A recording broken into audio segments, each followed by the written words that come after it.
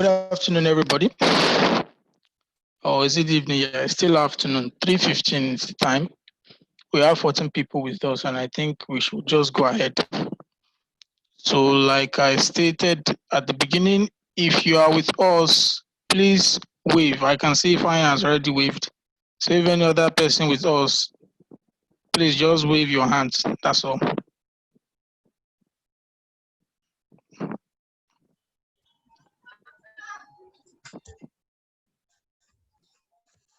Please, can you pardon? Hello? Hello, who was that I just spoke? Okay, let's kick off. So today we'll be revising, we'll be starting our short sessions on revising analysis and interpretation of financial statements.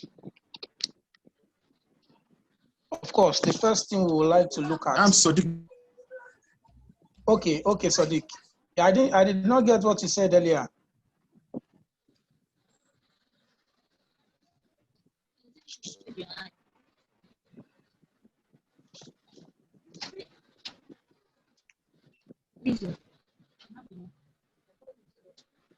Okay, can we mute our mics when we are not speaking, please? So firstly, we will be starting with a quick recap of what we have learned previously. After a quick recap, we can have an exchange of thoughts. Then afterwards, we will be solving some ICANN past questions starting from today till tomorrow. And we'll solve as much as the time can permit. And when we do that, we leave the rest in God's hands and your ability to go and study on your own. Hopefully, by God's grace, the final result will be an interesting one. So first, with the quick recap, I believe we all have this material, but for those who do not have, you can just view directly from my screen. Okay, so you could share it on the chat page. Okay. You can share it there. Once it's PDF, you can easily share it. Okay. Let me just do that right away.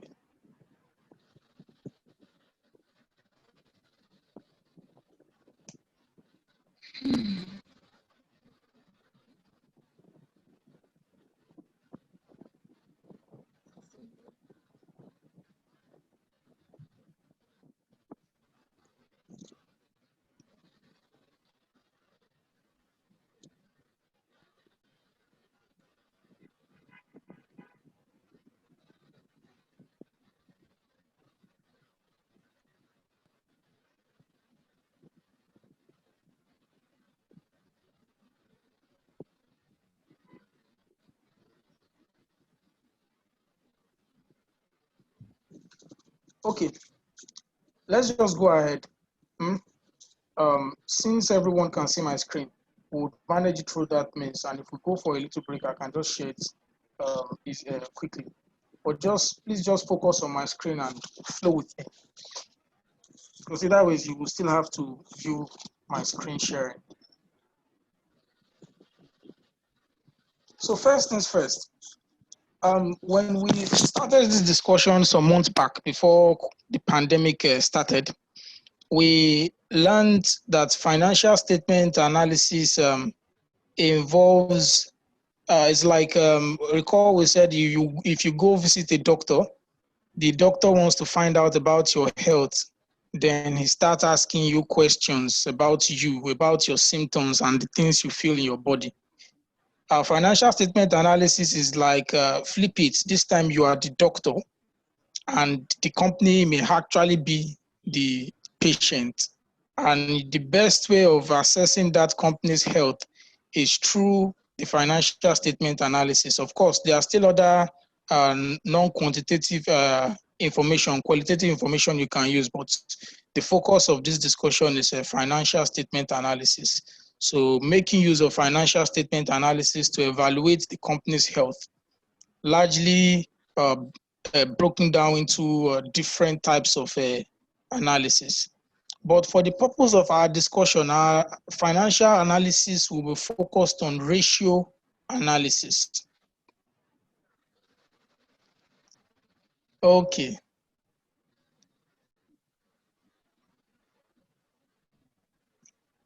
Okay, some people want to see my face. Let me just start video.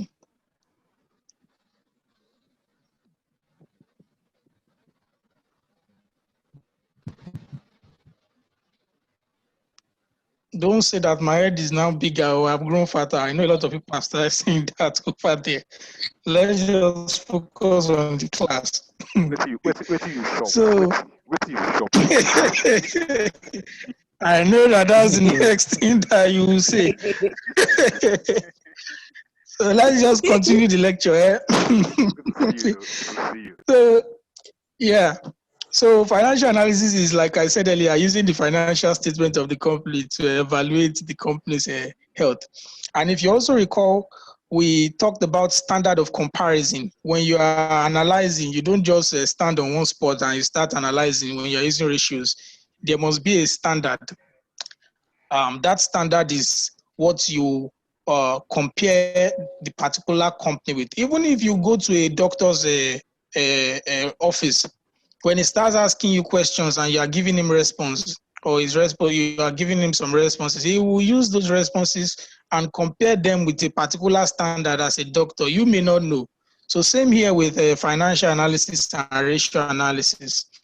And if you recall, our standard of comparison, last time we talked, we learned about time series analysis or trend analysis, where you are comparing periods, one period over another, and that's mostly the type of ratio analysis questions that are usually tested in ICANN exams. Not that the others are not tested, but it's the one that is often tested. We also have cross-sectional. That is, you are comparing company to company or companies within the same industry at a particular point in time. So you want to be comparing an Access Bank with a GT Bank, not a Access Bank with a Dangote Sugar, or a Access Bank with an hospital. It doesn't match at all. So you compare like with like same companies with the same within the same industry at a particular point in time. I also have industry analysis. That's you comparing with an industry average. That's also tested a number of times in ICANN, where they give you an industry average and you are expected to evaluate and analyze the company's ratio in that industry average. There is one question, so which would treat that. We also have pro forma analysis. It's more of comparing with ratios that are largely outside the scope of this study. That's where in practice people do financial modeling most times, stepping.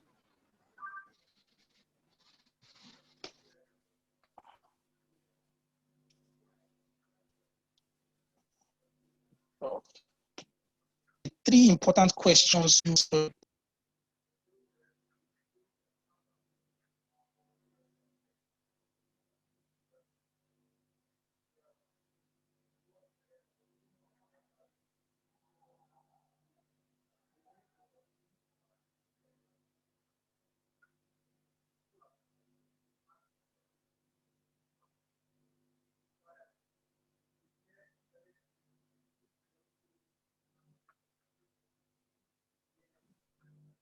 Can you hear me now? Please just wave if you can. I can hear you. Okay. Yeah, I can now. Yeah, I think someone chatted that he can't hear me.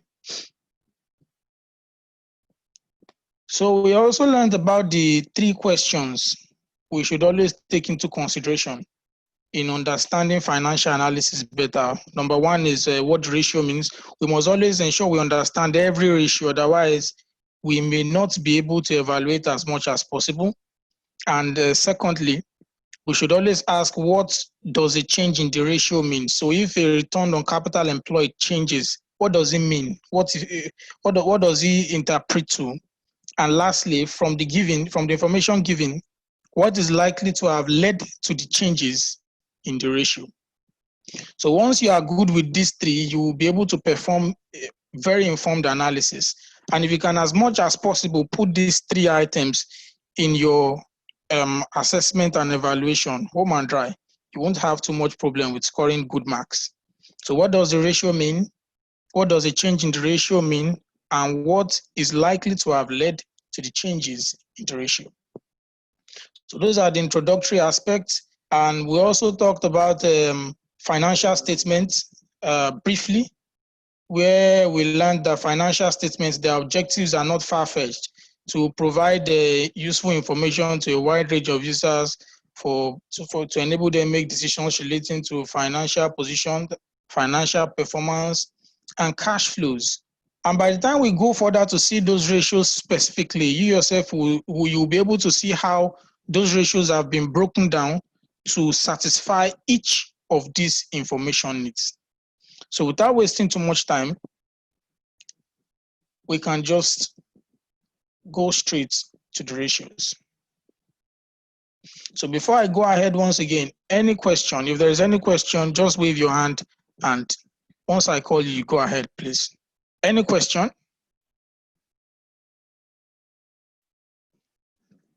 Okay, none.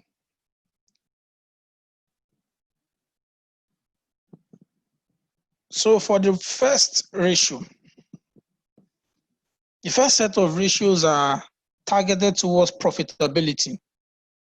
When you want to assess a company's profitability, how well the company is making profit based on its revenue and for its shareholders. Number 1 ratio we look at is the return on capital employed. That's the ROCE.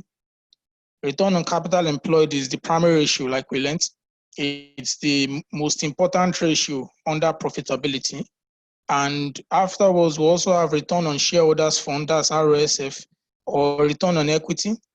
We have the profit margin ratios, and we have overheads as a percentage of sales. So with these 4 ratios, we'll be able to do a more informed assessment of the profitability of the company's profitability. Also, we broken down into ratios covering short-term liquidity, ratios covering long-term solvency, and ratios covering efficiency. So the short-term liquidity is a relationship mostly between the company's current assets and current liabilities, so that the company can evaluate how they can use her current assets to settle current liabilities. The long-term solvency is just seeing how financially stable the company is. It's more of looking at its long-term capital. Why short-term liquidity focus on working capital or short-term capital? Long-term liquidity, long-term solvency focuses on the long-term capital. Long-term capital in finance, mostly the equity capital and the debt capital. Then we also have efficiency ratios. That's mostly how the company is managing its working capital in the short term. That's more of the efficiency ratios. And lastly, we also have investor ratios, earnings per share, price earnings ratios, and the likes. So here are the formula. Sorry about these notifications.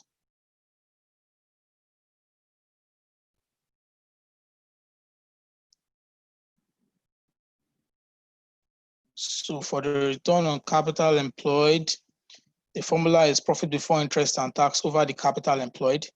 Return on equity, that's profit after tax or profit for the year over total divided by total equity. So I think it's better we just go straight to apply this and cut all this story out.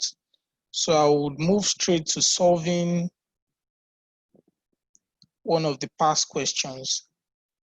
That's November 2016. So if you have a hard copy over there, you can make use of it. But once you can view my screen, I think you are fine. Except you can't see what's on the screen. If you can see what's on the screen, Okay. I think you're fine. Okay, Israel, your screen is not being shared. It's just a plain sheet. Oh. I think you are not clicking on the share. It's just a plain sheet. And secondly, which diet is the diet so that I can attach it to them? Which diet? May diet 2016? November 2016. I think it's sharing now. Okay, it's sharing now. Yeah. I'll attach it to everybody now. You see it on the chat. Okay.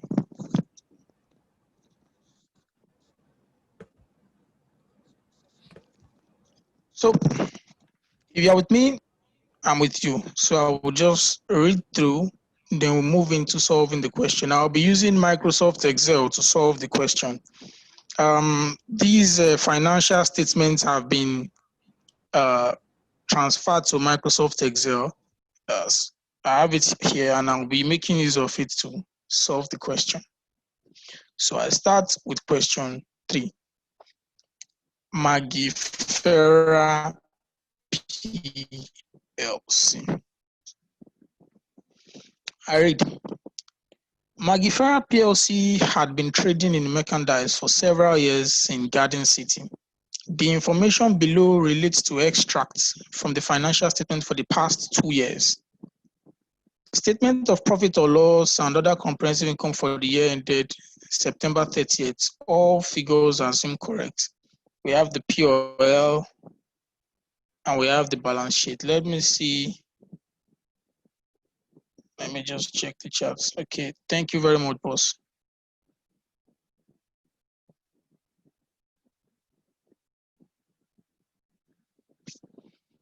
So all figures assume correct. The board of directors were worried over the dwindling performance and precarious financial position of the company. The products are aging. The economic depression is biting, just like now with the pandemic. As a result of the worsening exchange rate of $1 to 400, well, I wish ICANN Park knows that it's even worse than this now. The company imports 60% of the goods sold in Garden City. The worsening exchange rate had affected the company's importation.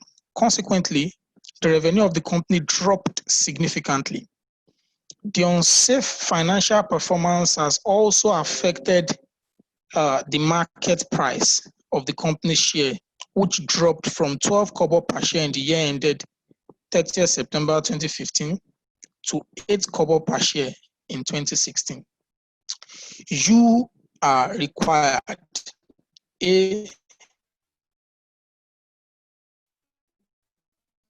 calculate the following ratios for the year ended 30th September 2015 and 2016 in columnar form.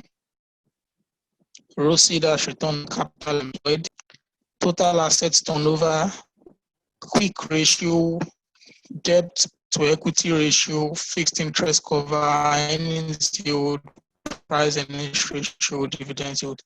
Then B, write a brief and formal technical report to the board of directors to assess the performance, liquidity, and stability of the company using only these 5 ratios. Hint, brevity, technical, and formal report presentations are essential and will be rewarded. So what I'll do now is just take you to already typed out all you have here to make the computation easier. All accountants and we are familiar with the use of Excel.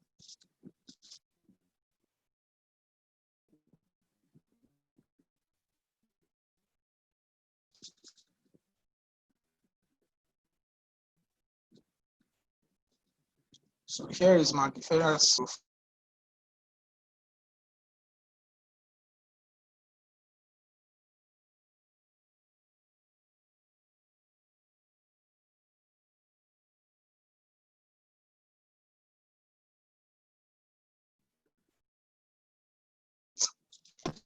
Sorry, it keeps cutting out. I don't know why.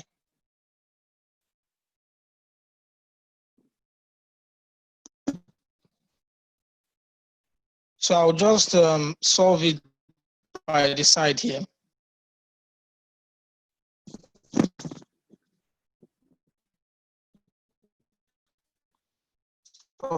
Your first page will have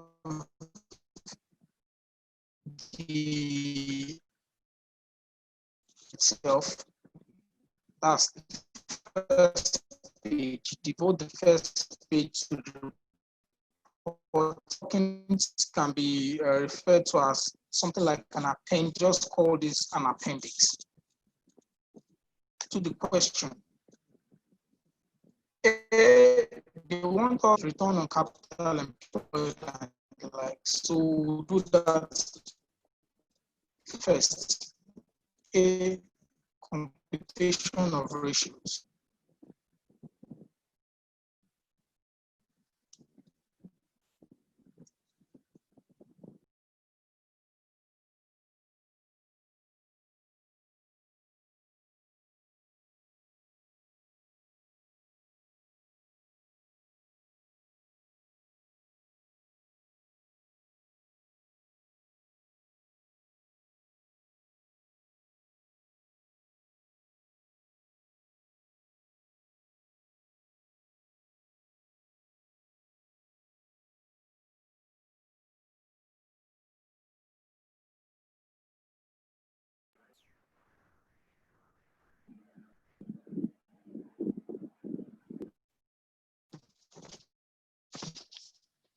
Hello everyone.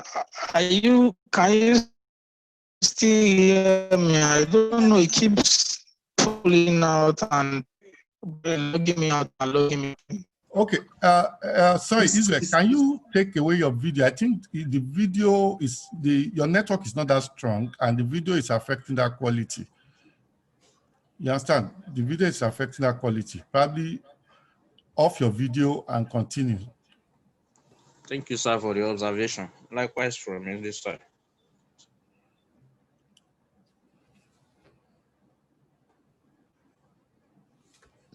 Hello? I don't know, it keeps logging me out.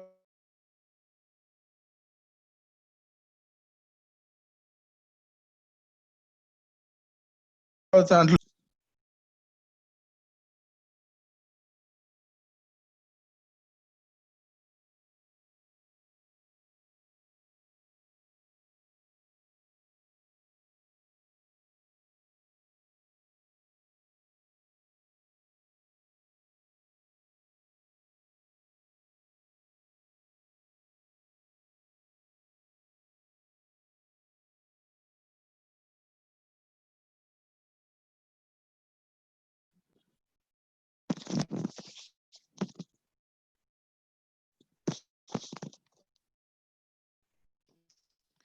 sorry, very sorry everyone. I'm using MTN and I thought MTN was the best network in Nigeria. But anyway, so back to the requirements of the question, Magifera PLC. So they have requested us to prepare the computations of the ratios in a tabular form, in a columnar form, which is what we are trying to do. So the first row, we have name of ratio, we have the formula and 2015. So we just compute for the 2 years.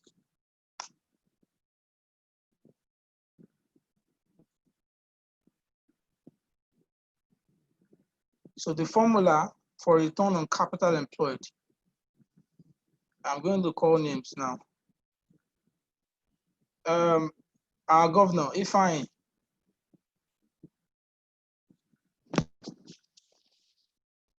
Is Ifeanyi there? Yes, but I'm not the governor. You know the governor. I thought. At your service, nonetheless. Okay, no problem. Oh yeah, remind us, what is the formula for return on capital employed? That's Your answer can be as simple as I don't know. Or you can just check it there. Nobody's looking at you. profit before interest and tax over capital employed by 100%. All right, profit before interest and tax divided by capital employed. So how do we derive the capital employed? It's still on you if You me? Yes, so. Or you want to point at somebody? No. So You capital employed, it could be the equity plus debt, or it could be the total asset value, or it could be, yeah, I think just the two. Okay. So we'll go more with the more specific approach of saying equity plus debt. The idea behind capital employed is to say, okay, who are those who have brought capital in quotes into the business? And financially speaking, within this our own jurisdiction here in Nigeria, capital employed is more of your debt plus your equity capital, because those are the two ways you can raise finance as a business if you want to do anything. So except you are you are explained to otherwise in the question, except the question requires you to use another formula for capital employed. Capital employed is your total equity plus your long-term debt. Let's ensure that your long-term debt does not include deferred tax. Deferred tax is not a debt, although deferred tax liability can be under non-current liability, but it doesn't mean that it should be included as part of your capital employed. It's not a debt. By debt, I mean obligations that you have to settle with a known lender or a known person you owe. So simple, capital employed, your total equity, of course, plus your long-term debt. Capital employed, that's total equity plus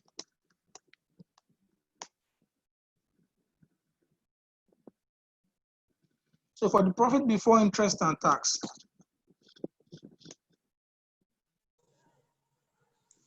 so we have this operating profit here, 21,250.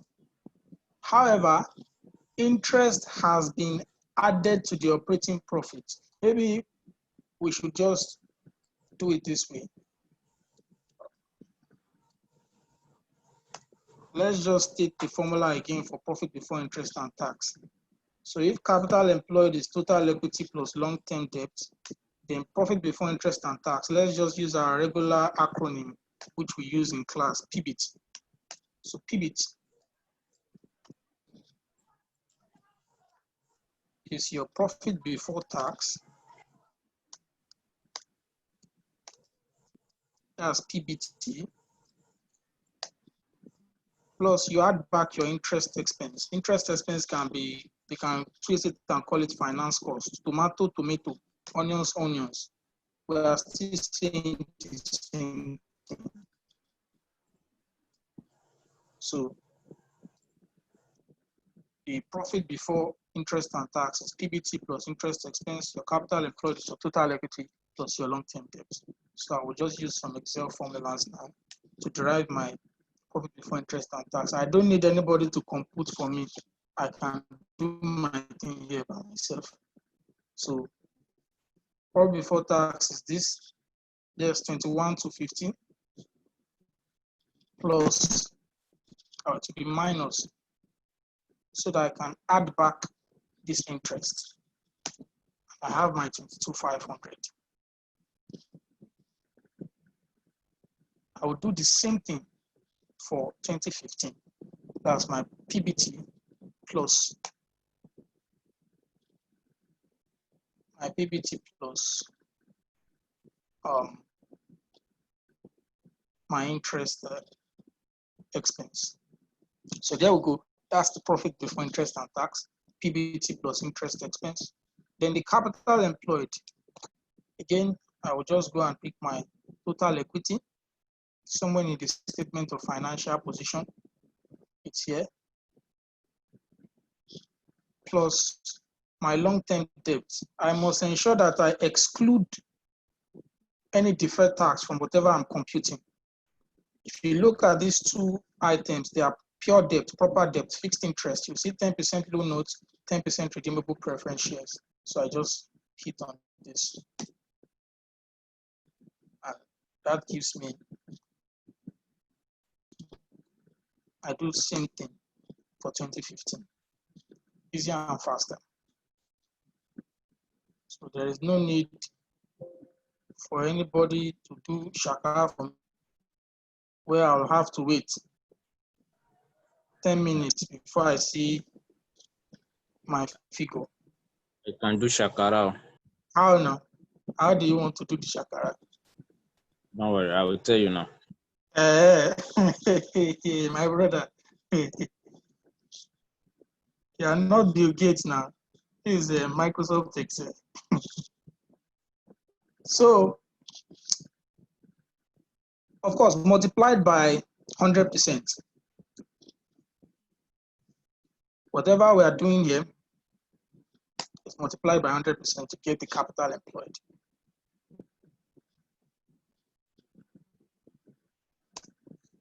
Because the word is return, and finance, when you hear return, most times it's usually converted to percentage.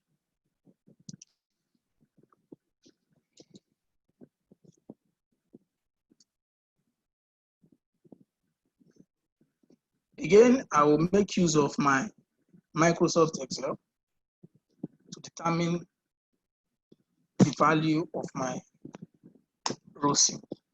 I will convert this to percentages, and yep, that's my capital employed. I do the same thing for 2015.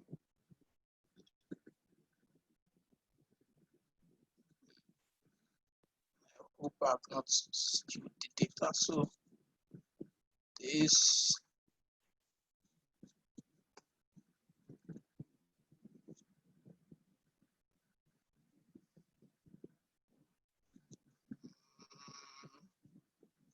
okay. Well, it's theory.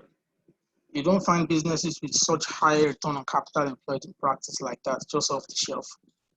But so there we go. The capital employed for 2016 is 43%, and the capital employed for 2015 is 89%.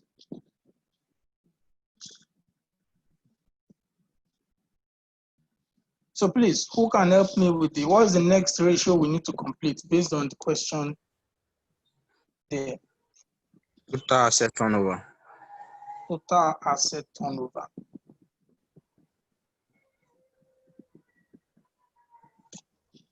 Total asset turnover.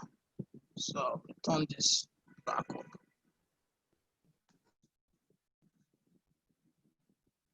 Second is total asset turnover. Okay, I want to point at somebody now.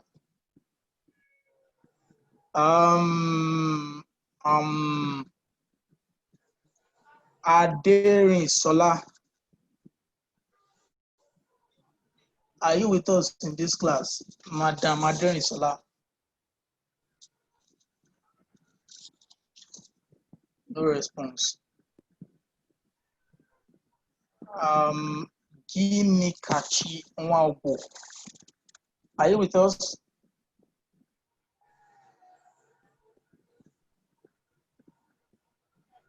Ginikachi Nwaubo. Are you with us? No. Okay.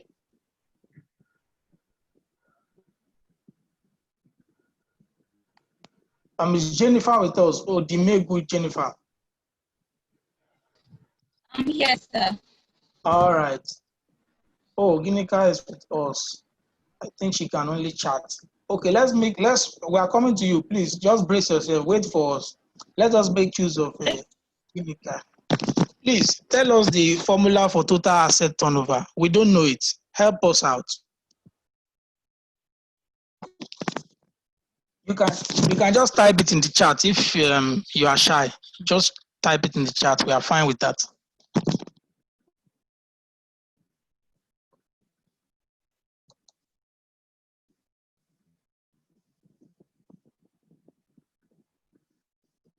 We are waiting. No, John Law, time is going.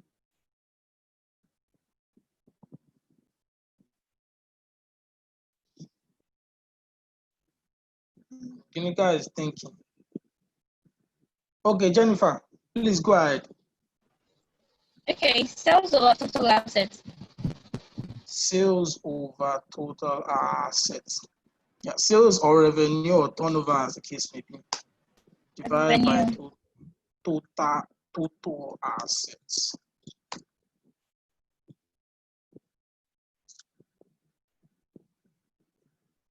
So,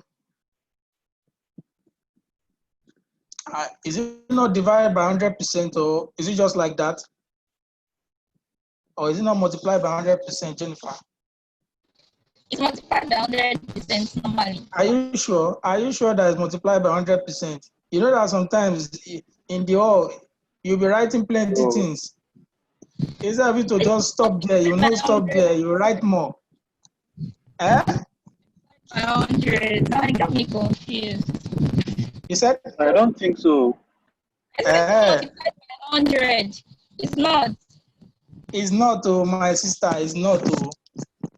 It's not a margin or return. Oh. Okay. So it's just because turnover looks at number of times. So this will just, the way you have said it like this, fine, okay, we can go ahead. If you just write times 100%, you have just played the penalty to throwing, if that's the case. So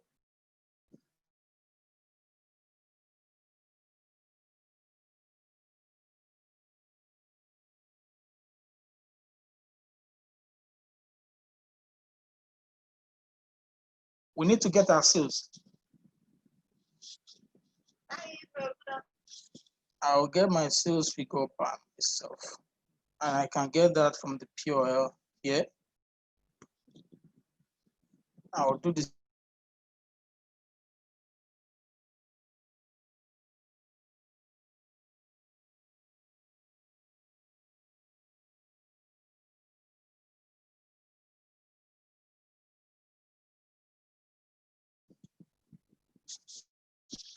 I will get my total assets here.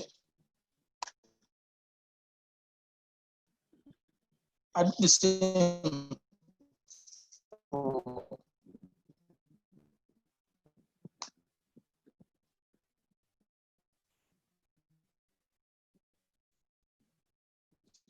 I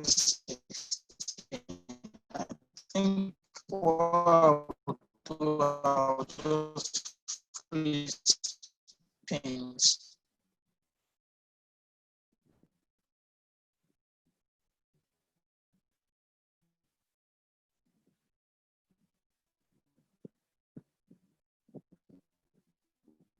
So I divide. This divided by, so that gives 1.04 times.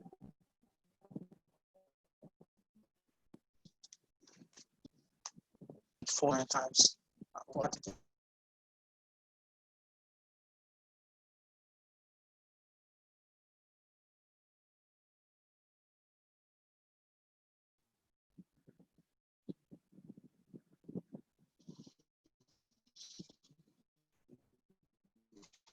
Sorry about that.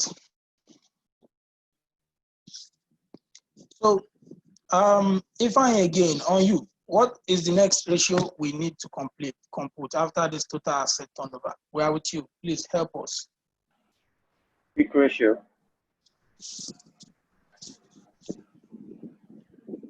Said quick ratio. Yeah. Okay, please point at somebody that can help us with the formula. Mr. Olusoji. Can you point at somebody who will help us with the formula? Mr. Olusoji, you have been summoned. Mr. Olusoji. Less inventory Mr. over Olusoji, what? current liability. Okay then. Mr. Olusoji. Is that Olusoji or somebody else?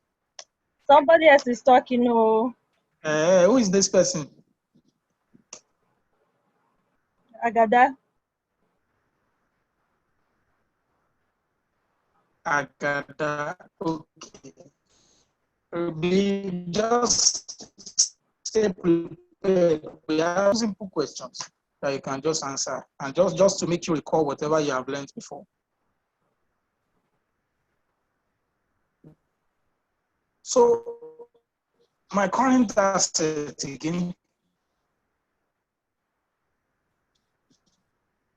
Current assets are usually your receipts, your inventory, your bank, and the likes. But this time, we have to exclude inventory. So we go get our current assets, a total of 56,500. We remove our inventory from it so much. And here we go, 24,000. We do the same for 2015.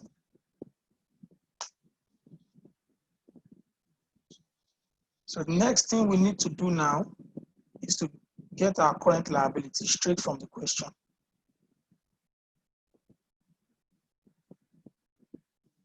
So our current liability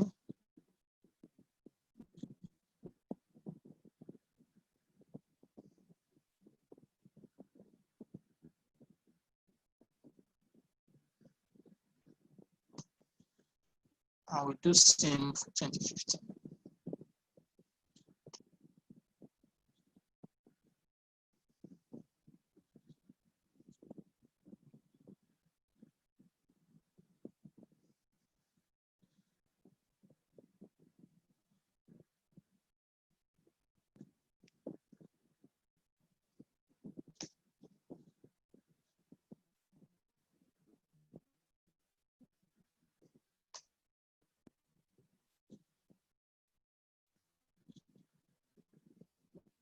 Okay, Madam Agada, what is the next ratio?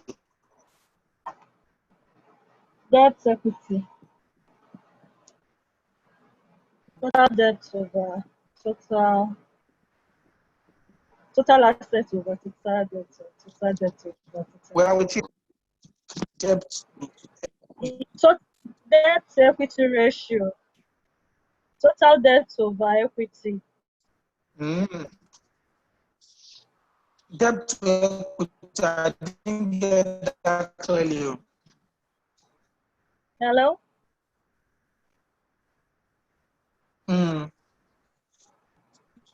All right. Debt. By total debt, so I'll just Total define debt to equity here. I said by total debt, what do you mean by total debt? How can we derive total debt?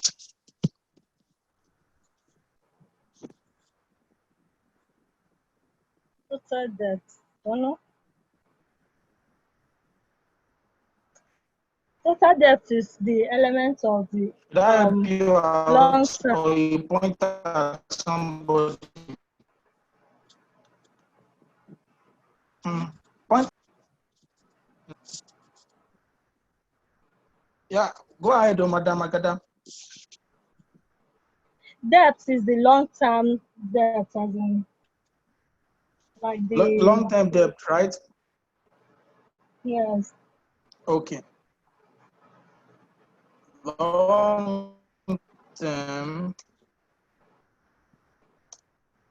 Sometimes it's just comfortable to say fixed interest. Fixed interest, yes, element of it. Or let's just say interest bearing debt. Interest bearing debt.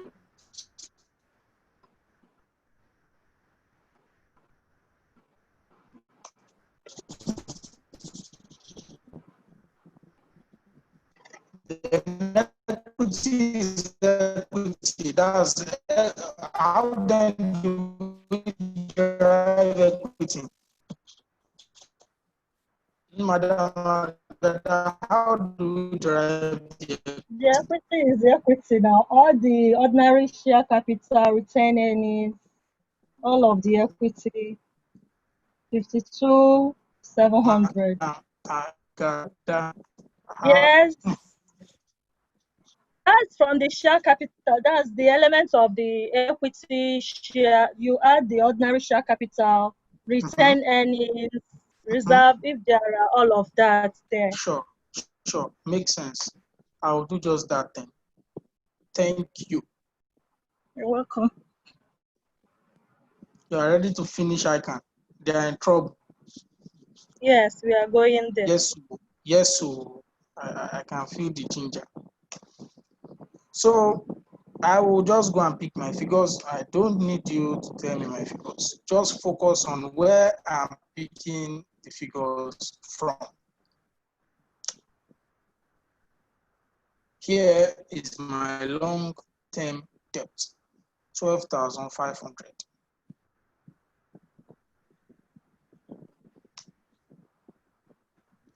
And my total equity, 40,200. Just like you said, it's ordinary share capital plus retained earnings, but well, there's no reserve. The equity ends there. So we pick this 40,200. And don't forget, it's always multiplied by 100%. There's a percentage to it. Yeah. So I will just do same thing 2015. And easily, I will just calculate my ratio. That's debt divided by this. I convert those two figures to percentages.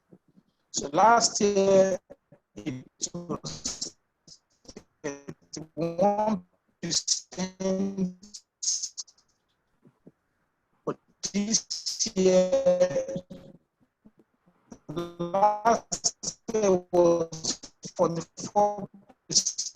This year it's now 31%. What is happening? What is happening?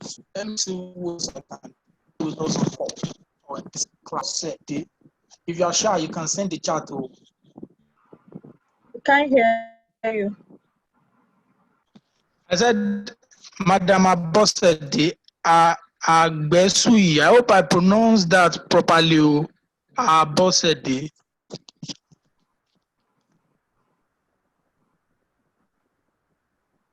I think that person is shy.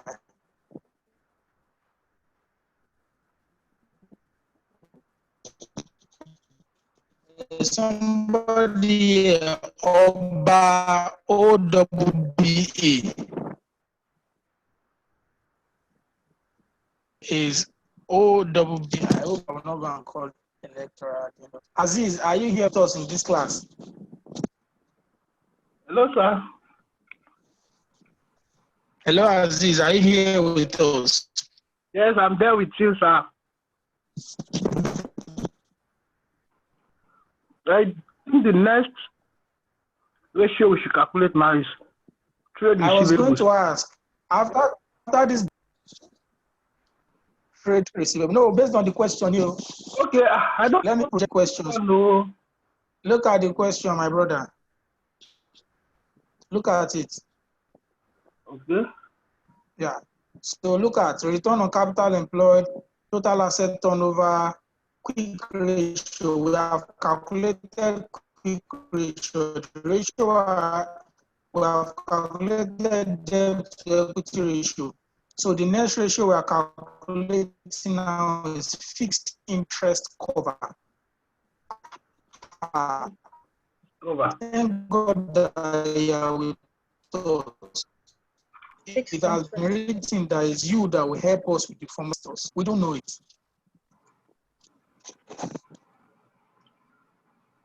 Hello? Help us. We are waiting you. He said, You said fixed interest cover? Yes, fixed interest cover. No idea, sir. No idea. Who will help him out, please? Fixed interest over capital employed. Is You said? PBT over interest. That is profit before interest on tax over the interest. Okay. Do you agree with him, Madam Agada? Do you think he's in line? With what he said? Yes. Yes. Okay. All right. I think I agree with him. It is the profit The line is before breaking. interest and tax.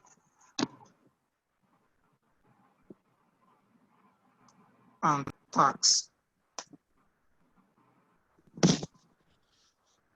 Yeah, divided by the interest expense.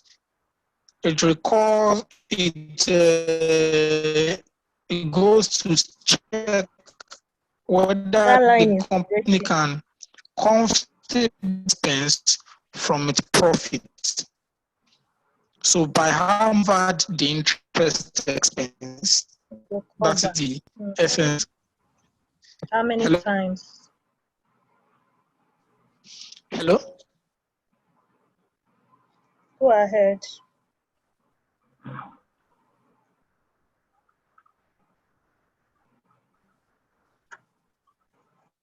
The line was breaking. I wasn't hearing. Yeah, but how many times the profits will call interest? So the put before interest and tax has been computed before year 2,500. We don't need to calculate it again. Okay, can you hear me now?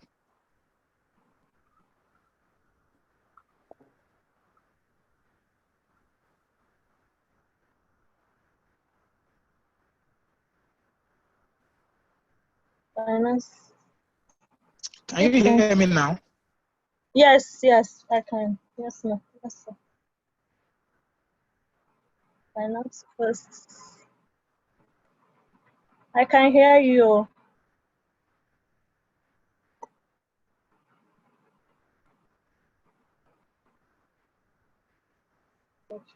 Profits before interest.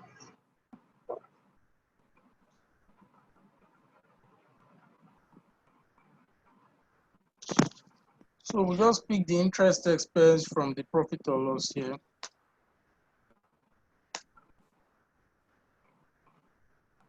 $1,250. 27,500.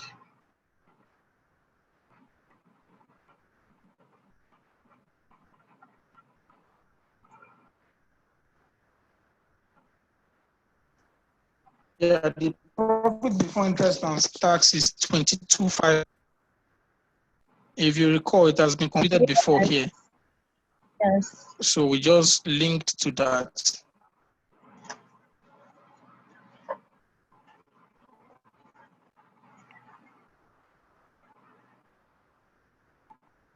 So we do the same thing for 2016.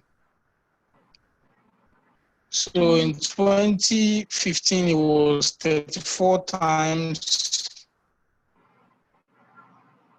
but now it's 18 times. It has dropped. So aside the fixed interest cover, Latifat Bukola, what is the next ratio we have to compute?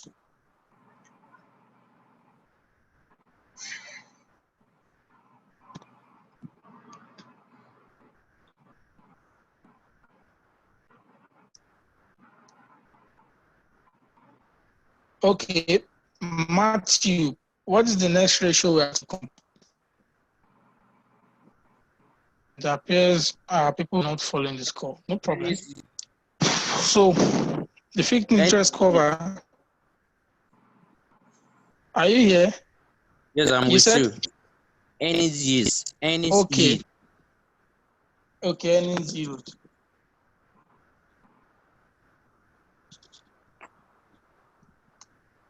Please, can you help us with the formula? Earnings per share all over market price per share. Earnings per share, that's Earnings EPS, EPS. divided by the market price per share.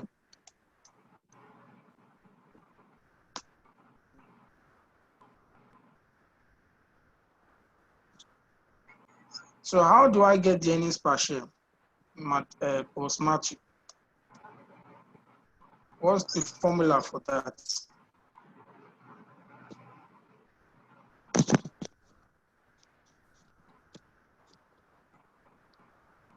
Profits before interest and tax. That's earnings per share. Overweighted. Earnings per share. Matthew, Part can you help over us with the formula? average Okay. of number of shares in issue, ranking for dividends. Okay. Profit attributable to ordinary shareholders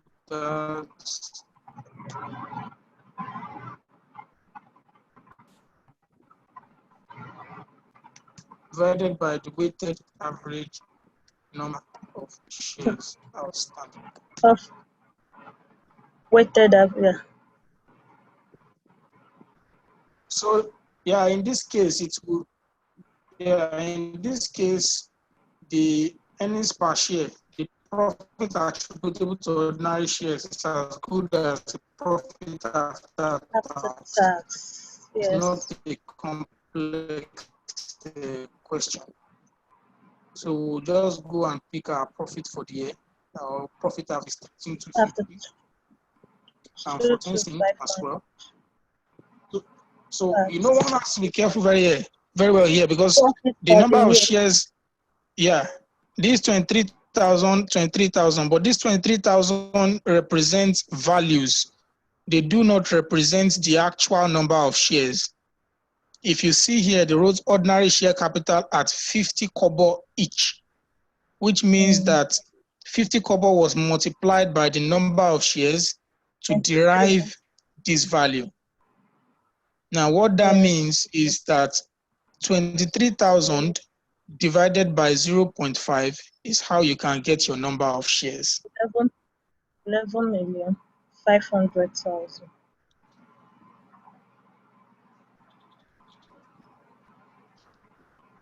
So weighted average number of shares is 23,000 divided by 0.5. Which calculator are you using? I'm seeing 46,000 here. For what? 0.50 times 23,000. 0.50. I'm seeing 46,000 for the weighted average. No, it's not times. It's not times. Okay, divided. It's actually supposed to be 23,000 divided by 50 kobo. Yeah, because take a look at it. They said 50 kobo each. That means 50 kobo was multiplied by the number of shares to derive 23,000. Right. So that means the number of shares will be 23,000 divided by 50 kobo. Yes. And that's how we are putting this for 6,000. Yes. So weighted average number of shares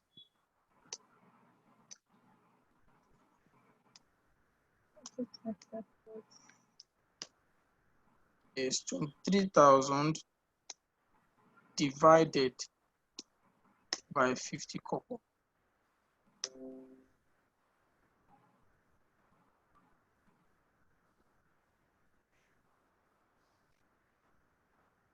So we can just get our earnings per share straight up.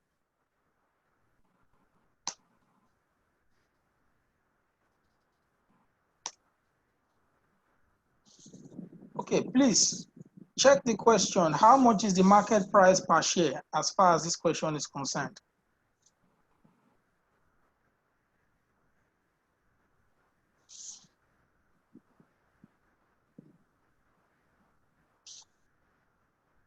Please help with the market price. The market price per share. 12 kobo. 12 kobo. So 12 kobo. So if the market price is 12 kobo for 2015. 12 kobo for 2015. Values are still for 2016.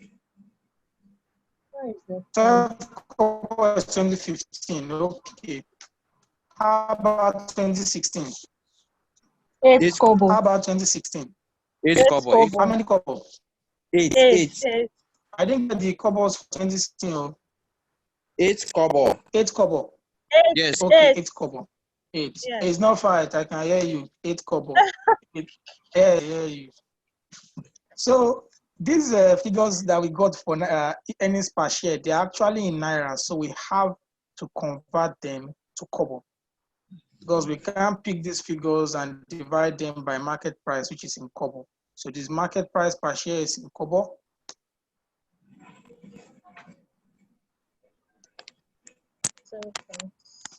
And the EPS is also should also be in kobo. So if the both of them are in kobo, likes can be used to divide each other. So we just this in naira.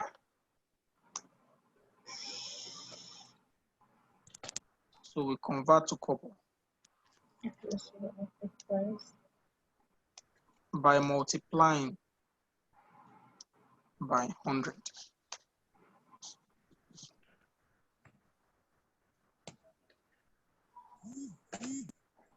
So I will just say this times 100. That's 29 kobo.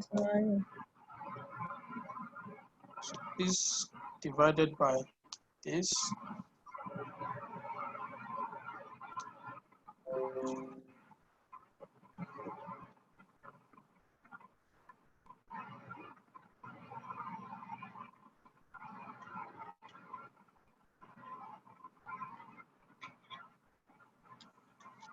So now we can calculate our earnings yield. Now, because it's a yield, it's also expressed in percentage.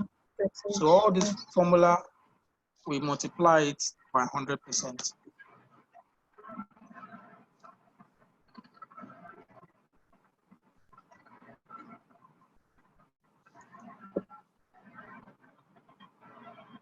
So earnings per share divided by market price per share. Same thing again for 2015. And the result is converted to percentage. Any questions?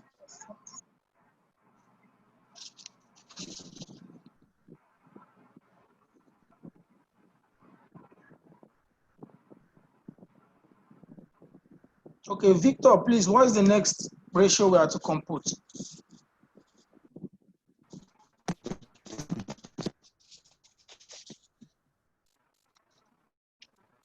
Excuse me. Can I say something? No, so I don't have the question. And I just joined in not too long ago.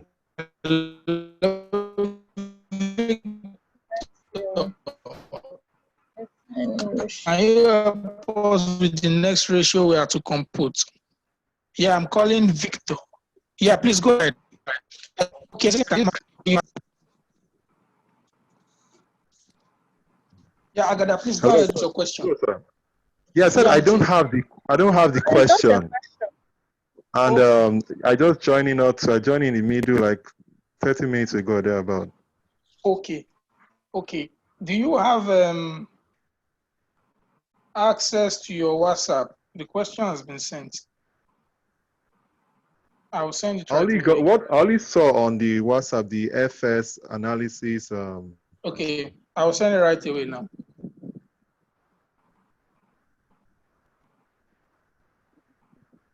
But that's the question. Okay.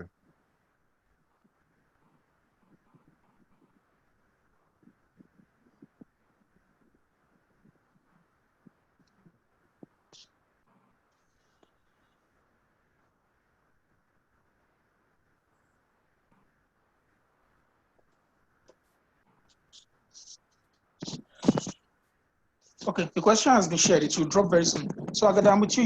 You wanted to ask a question earlier. The current ratio has is it industry? What they put 1:1 or 2:2 as in? What does that mean? On the quick ratio we calculated, there's always 1:1. They rate it, or current ratio 2:1. So Okay, there is this is more of an arbitrary standard. It doesn't work every time because it's depending on the industry. Current ratio, the arbitrary standard is it used to be 2:1 back in the days, but with the advent of technology and the change in the way things are being done, it's now about 1.5:1. So 1.5:1 simply means that current assets is 1.5 times current liability. That means current asset is much more than current liability. It will pay current liability 1.5 times. So it's more than sufficient. Okay, thank you. So you recall we said that when you are doing analysis, there's always a standard you must compare it with. So there is some old belief and understanding based on experience in practice, where accountants believe that current ratio should be at least 2:1. But nowadays it's no longer 2:1, it's now 1:5. But still that standard is not cast in stone because different businesses, there are different businesses out there. There are some businesses that can be higher, there are some businesses that can be lower because of the nature of that business. Fine, thank you. Yeah, Victor, I don't know if you have gotten the question now. Yes, I have. What I'm just going through it to get the page, to get the exact page. Okay, just pick it from page 5. If you are using a PDF, just slot in page 8. If you can see my screen, I'm already projecting it. So over there, you can just put it to page 5.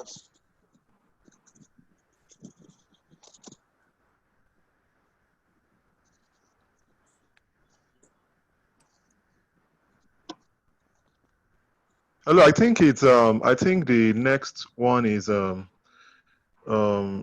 can see fixed interest cover, or is it down? I don't even know if that's what we just finished doing now is earnings yield. Okay, there is price earnings ratio. All right. So the next ratio is price earnings ratio. Where did you get your profit attributed to ordinary shareholders? Okay. Please, who is that? Who just spoke now? Ade-Ife. All right, thank you very much. So the profit attributable to ordinary shareholders is the profit after tax in this question. So if you go to the question, the profit or loss, this is the profit attributable to ordinary shareholders. So ordinary shareholders take what is left after everybody has eaten from the profit. Let me use the word eating. So the interest would have been deducted, taxes would have been deducted, then what you now have, which is profit after tax or profit for the year, that is what is available. Okay, that's same as operating profit for the year, right? Well, they called it operating profit in this question. That's the nomenclature that I can use in that past question. But ordinarily, it's supposed to be profit for the year because operating profit can come before profit in a typical income statement. So the correct nomenclature at the end of the day, the last line in more lighter modes, they refer to it as bottom line. So the bottom line is expected to be profit for the year or profit after tax. So that is the last profit in that question, and that is why we have adopted it, because it's the final profit that the ordinary shareholders can enjoy from. Adefe, I don't know if I've been able to answer that question and not confuse you. Okay, sir, please, how did you get the 12,000, the one attributed to ordinary shares? Like, did you subtract any number from each other or add any number from each other? At all. It's in the question. I just picked it directly from the question. You are just joining. Why don't you join us earlier? You are just joining over. Go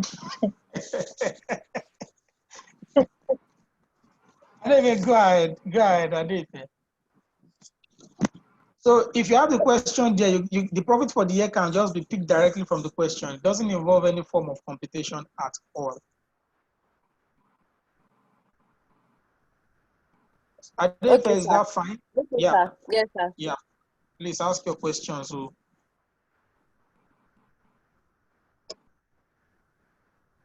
the weighted average was derived by, I don't know if you know how we got the weighted average. That is the number of shares, which is 46,000. So Matthew, please help us with the formula for price earnings ratio.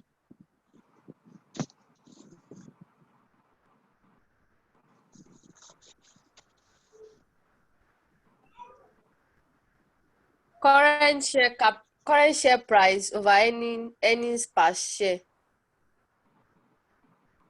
The market price per share divided by earnings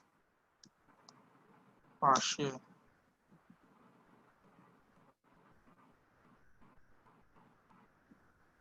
So since Adefe started engaging with us, so yeah, please tell us the market price per share for 2016 according to the question. That would be 8, sir. 8 what? 8 kobo. Yeah, it's 8 kobo. So I used it here previously under earnings yield. It's here. Sometimes, yeah. So I've used it here previously, so I will just make use of it again. 8 kobo. How about the earnings per share? It has been computed before. 0.29 kobo.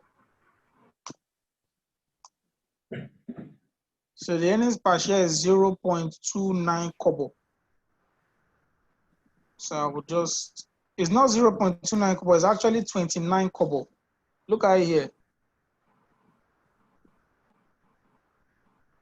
Because that 0.29 is in Naira, so we have to convert it to kobo. And that's 29 kobo.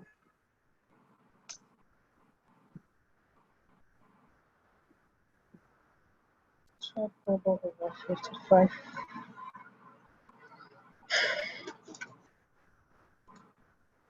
So this one, the other one is 12 kobo, right? Okay. So I compute my thing by myself. As this divided by this.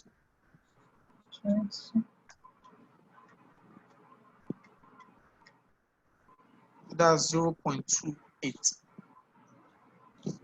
Sometimes price earnings ratio is referred to as earnings multiples.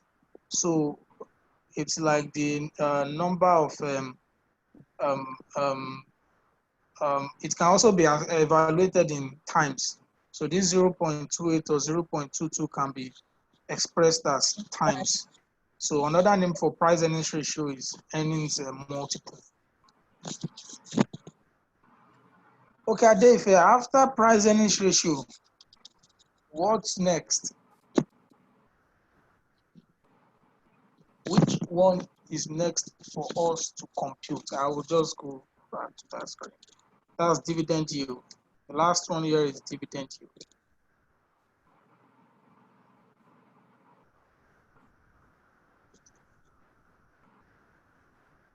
So, Ifeanyi, please help us with the formula for dividend yield.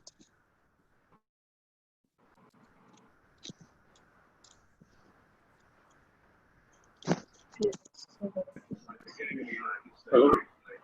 Yes, please help us with the formula for dividend yield. We need your assistance. Dividend yield should be dividend per share to market price per share. Okay, that's fine. We are still coming to the what all these ratios mean, but let's just focus on the formulas for now. So dividend per share, market price per share. Sure. Just like earnings yield. Earnings yield was earnings per share, market price per share. So dividend yield, if we want to follow Agbari concept, that means it will be dividend per share divided by market price per share. I guess maybe that's what Ifeanyi used to do. So dividend per share. So you are still on Ifeanyi. How do we get this dividend per share? We'll divide the dividend paid by the number of shares issued. Okay, basically. Okay. Gross dividends.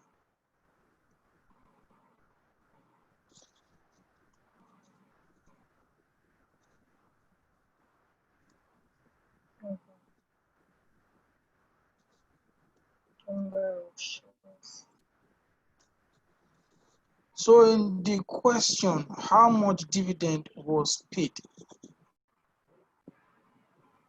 6,050. For 2016, Yeah, 6,050.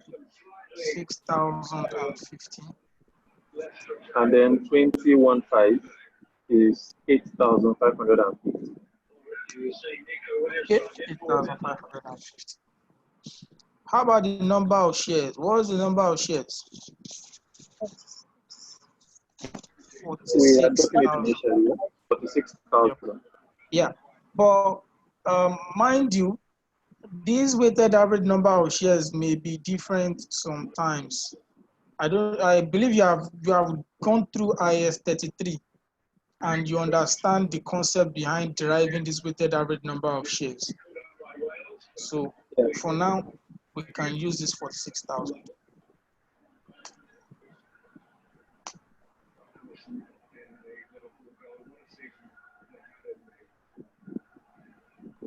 So dividend per share will be 6050 divided by 46,000. Same for 2015. Remember, these figures are in Naira, so you have to convert them to Kobo because the market price is in Kobo.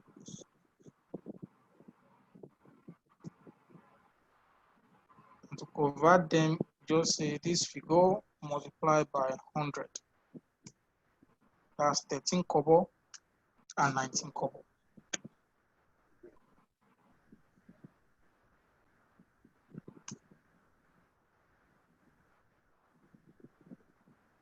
And the market price per share is still 8 Kobo for 2016 and 12 Kobo.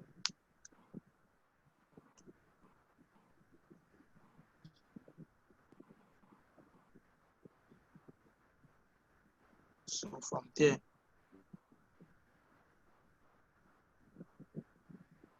you can calculate our dividend yield.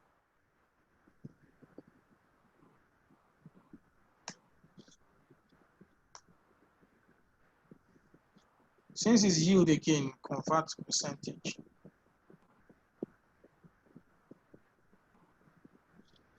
So are we done with calculating everything?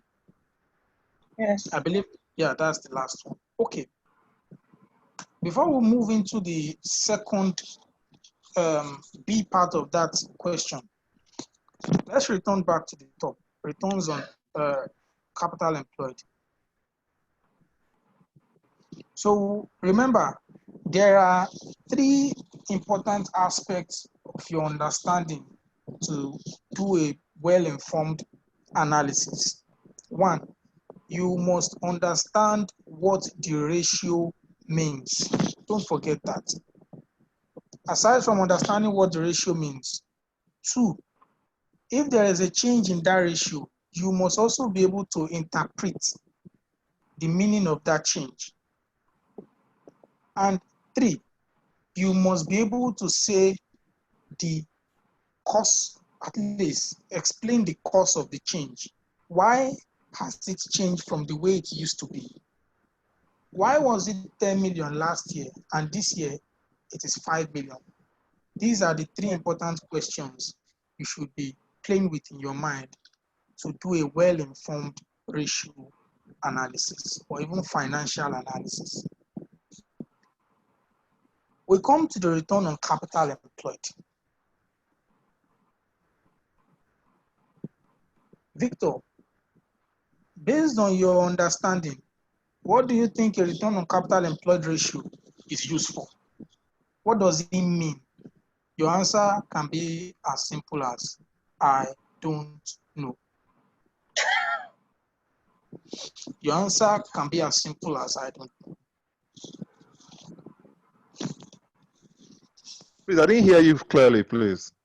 Yes, I said, what does a return on capital employed ratio mean?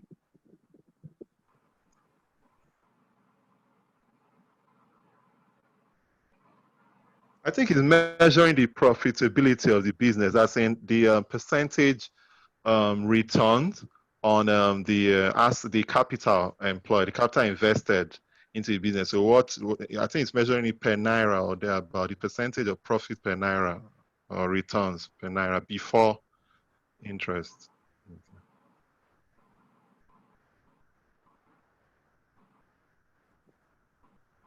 Who else can help us? Any other addition to that? Madam Magada. Sir, Can you help us? yeah, the same thing he said, as in the return on every 1 naira that has been invested, what is able to generate.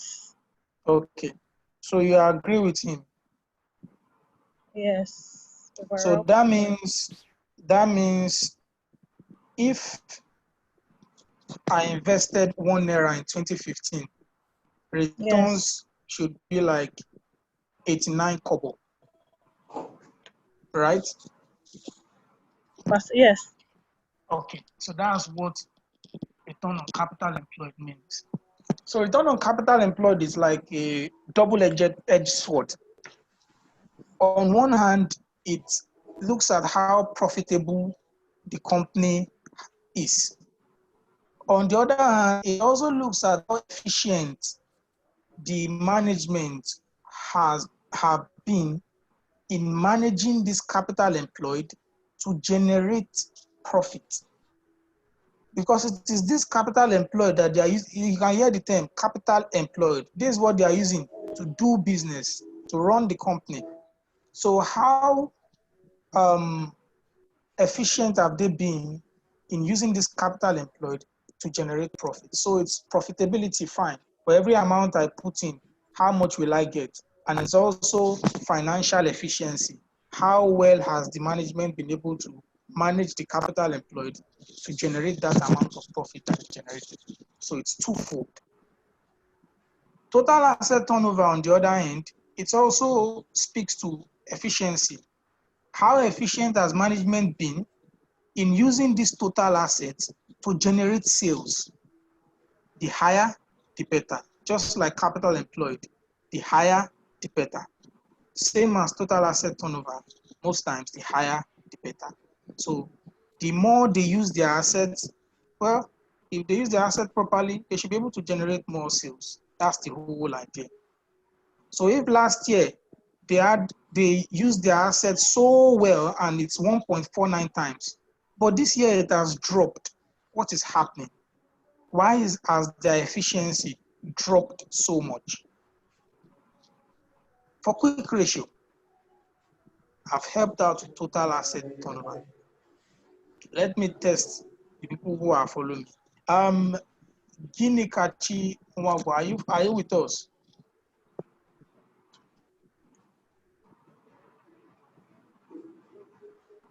Gini Kachi Nwagwa, are you with us?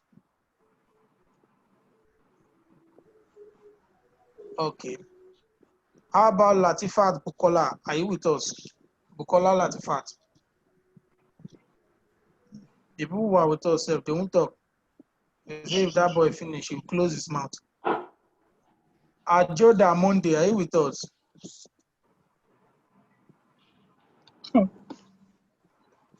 Say if that boy finish, if he call my name finish, he will close his mouth.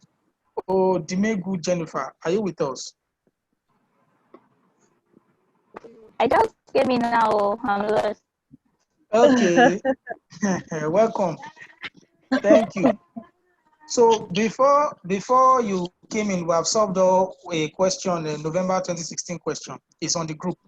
And we have calculated the ratios. We are done with calculating the ratios. We are just going to the meaning of the ratios before we start analyzing and evaluating. So for a quick ratio, what does a quick ratio mean based on your prior readings? I feel okay. I think it's the ability of the firm to be able to pay off their liabilities. No, that's no idea. Okay. So who else wants to help her? Is Ifan here? Okay, let Ifan help us. His name comes quick to my mouth. Ifan, what does a quick ratio mean? I would say it's how much of the current assets, the liquid assets, because inventory is not included. How much of the liquid assets, or how much liquid assets pay off the current liabilities, or covers the current liabilities.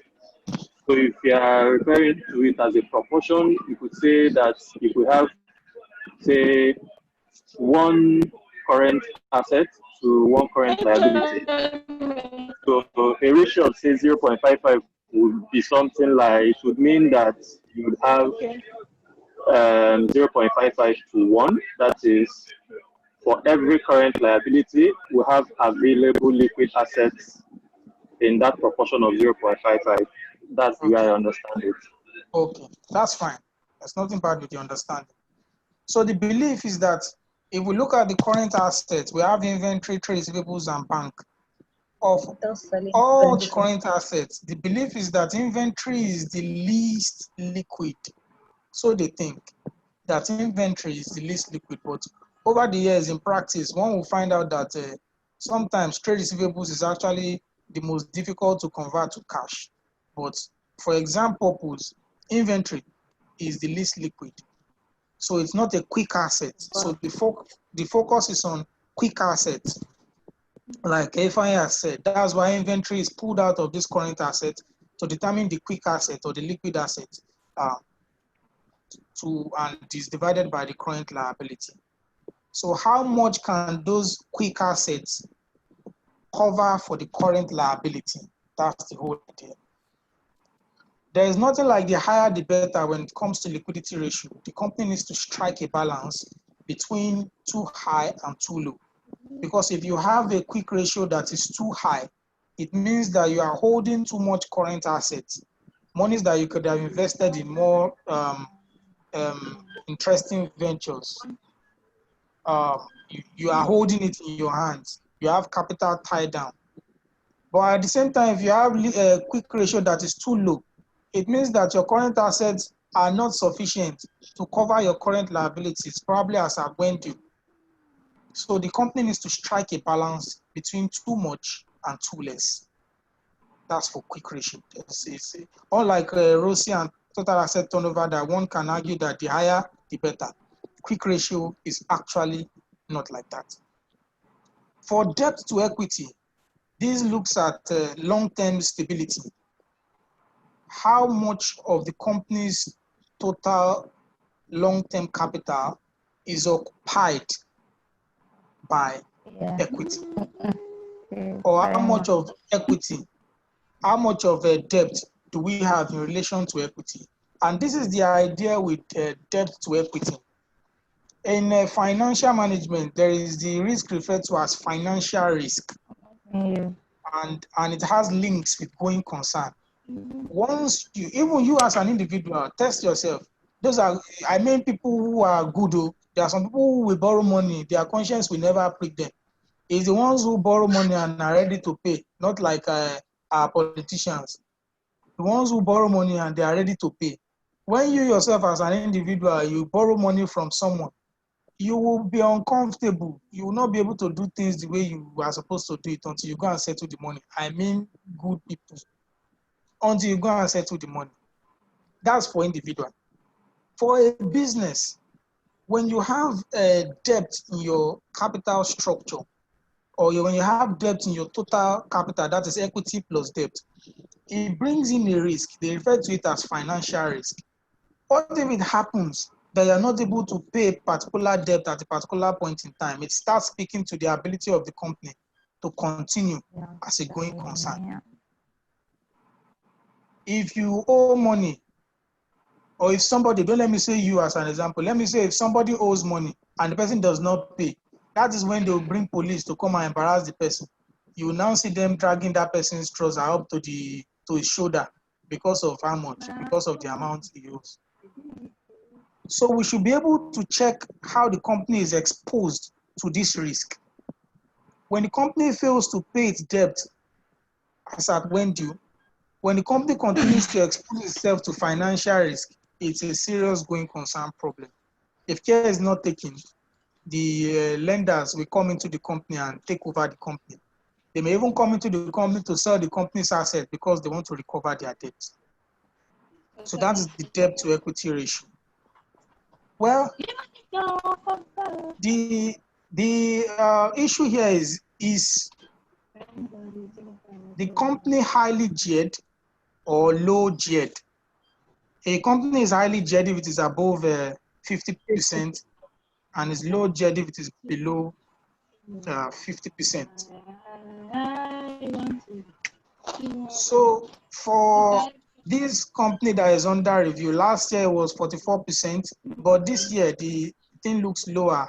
Equity is actually gaining ground. It's actually picking up, and it's a long-term debt has dropped. Then for interest cover, Madam Agada, can you tell us what interest cover means? Okay. Interest cover is talking about how the interest, the profits will be able to cover the interest element of the debt. Okay. Okay. So The typically, higher the yeah, you're correct. There is this arbitrary standard that interest cover should be at least 2 times. That means you should be able to use your profit to pay your interest at least 2 times. It's arbitrary, but it's a standard that one can use to evaluate any company any day, anytime. If there are no industry average. If you look at this company, last year it was 34 times. This year is 18 times. It is dropping, although it still looks comfortable. If you can pay your debt 18 times, you are a big man or you are a big boy. Yeah, dividends were any. Then if mute your system. So earnings yield, for earnings yield, the idea is that this market price is like an investment. So how much will it yield in terms of the earnings per share? That's why they refer to as earnings yield. So it's expressed in percentages in terms of returns if invested at this particular market price. And we have the price earnings ratio, which is like the price earnings multiple. In more qualitative terms, it's like the confidence that the market has in the company's shares. So it's referred to as earnings multiple or price earnings ratio. And for these, most times the higher, the better. Dividend yield, for some investors, they're actually interested in dividend. If you can pay dividend as at when due, or when you pay dividend regularly, some investors will actually be interested in such a company. So such investors will look at ratios like dividend yield, that if they invest at this particular market price per share, what returns will I get in form of dividend? That's for dividend yield. Between last year and this year, it dropped as well for this company. And that's just a recap and overview of what each of those ratios mean. So to the B part of the question, if someone is there, please help us read the B part of the question. Let me see who I can call. Aziz, please help us read the B part of the question.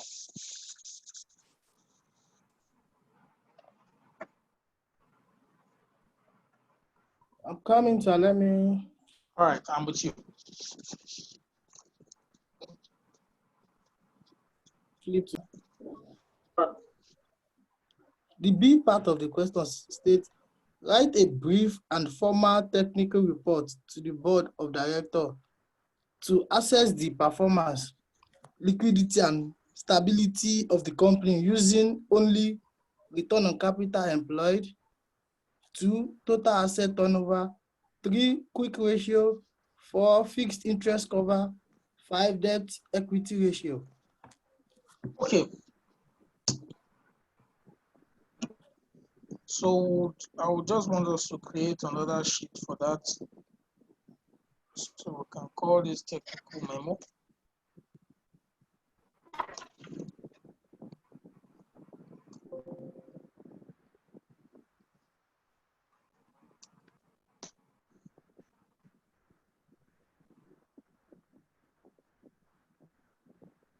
So our company, please help me with the company name. What is the company's name?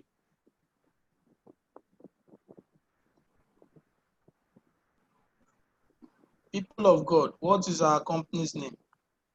Magifera PSC. Magifera PLC. Farah, you have put your accent to it again. Farah,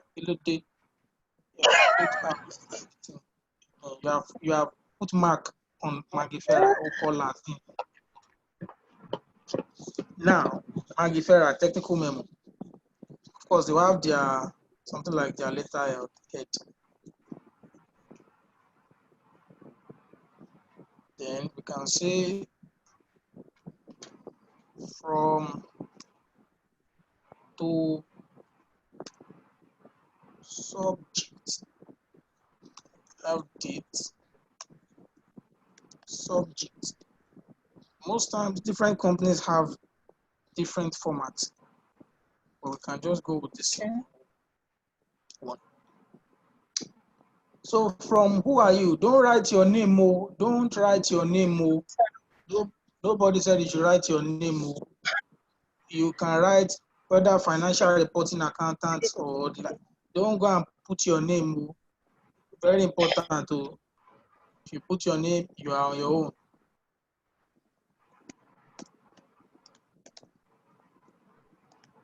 Financial reporting accountant.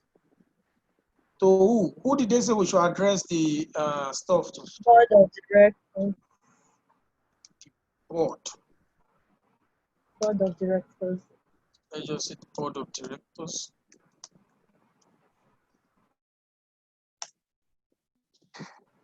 You put the exam date there. Today is 29th August 2020. Now the subject is analysis of Magifera's performance. What else again? liquidity, Abi? My people. What? Performance of what? After performance, what else? Liquidity and stability. Liquidity and stability.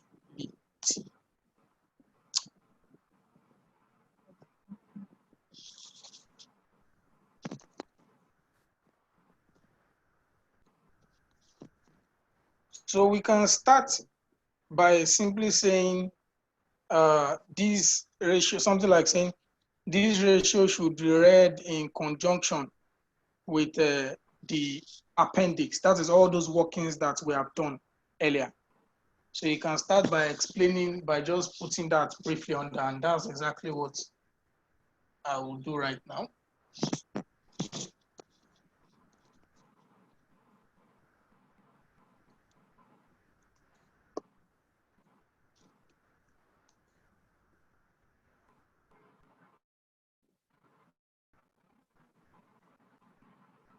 This analysis should be read in conjunction with the ratios computed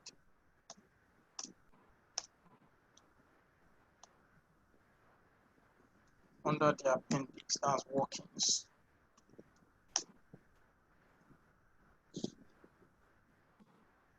Remember what we said about well-informed analysis. You must be armed with three things. One, what does the ratio mean? Two, what does change in the ratio means? Three, what has caused the change? We start with performance.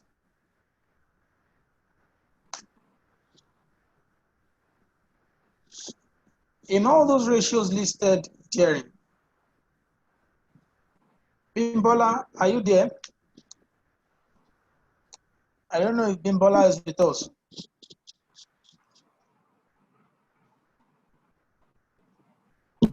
Okay.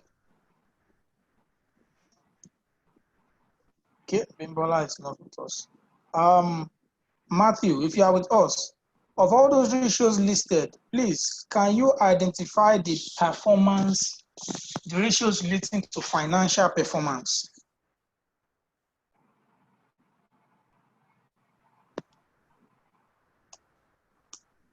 Rules.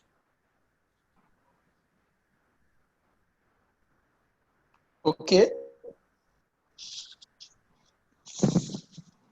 Is it only Rosie? I'm a Joe, my brother. We are here together. Sir? Only Rosie. So let's just do a high-level breakdown real quick. I also think total assets turnover because of the turnover Yeah. sales. So the total asset turnover can also fall under performance. It can also, traditionally, it's more of a look at how efficient the company has been with the management has been with managing, with using its assets to generate sales. Or we can also use it under performance as well in this regard. So the two ratios are total asset turnover and return on capital employed. These are the two ratios we'll be using to dissect their performance. Then for liquidity, liquidity is more of quick ratio. Then stability, you know, stability is long-term, looking at your long-term capital. That means interest cover and debt to equity ratio will suffice for your financial stability ratios. So we move straight to performance. We can start with return on capital employed. So as far as return on capital employed is concerned, let's take a look at it real quick. So here we are. Last year it was a whopping 89%, and this year it is 43%. Ladies and gentlemen, what do you think is happening here? Yes, we are not seeing it though. You can see my my screen? Can't see the percentage. Oh, is it it's too small, right? Yeah, maybe we should just extend it. Fire on. So is it clear now? No. A little bit. It is. I think if you are viewing it from the phone, it's smaller. I think that's the problem. If you are viewing from a phone, it's smaller. Oh, okay. No problem. Then I will just talk about the percentage. So because some people are viewing from the phone, we will speak about what we are reading anyway. So in 2015, return on capital employed was 89%. And in 2016, return on capital employed has dropped to 43%. First, we know that return on capital employed is how much return have you gotten on every 1 naira you have invested. Last year, investors were wallowing, they were enjoying rather. They had 89%. Now this year is 43%. What does this ratio mean, ladies and gentlemen? This ratio means that now, if you invest 1 naira, it is now 43% return. That's what this ratio means. This ratio means that the company is not as profitable as it was in 2015. The question is, what has happened? Why has the ROCE dropped? Remember the 3 questions. That's what is guiding our thought process. First, we know what ROCE means. Secondly, as ROCE has dropped, what does it mean? Less profitability, is less attractive even to investors now compared to the way it was in prior year. Now, what has caused it? If we look here, last year, because if you want to find out what has caused it, it can be seen from the components used in calculating the ratios. They will spell it out for you.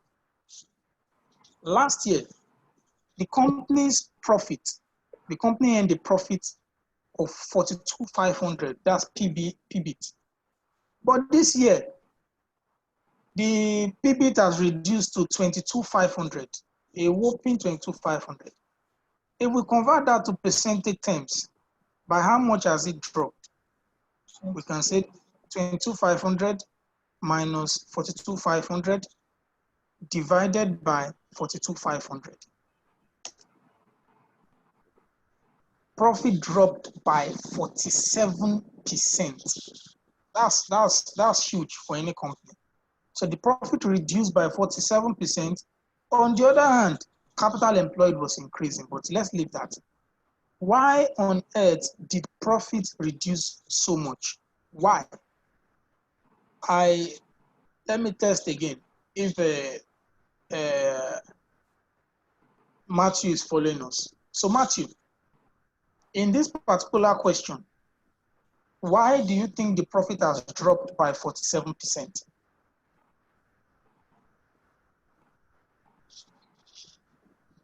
Oga Matthew. Why do you think return on capital employed has dropped by 47%? I mean, why do you think the profit has dropped by 47%?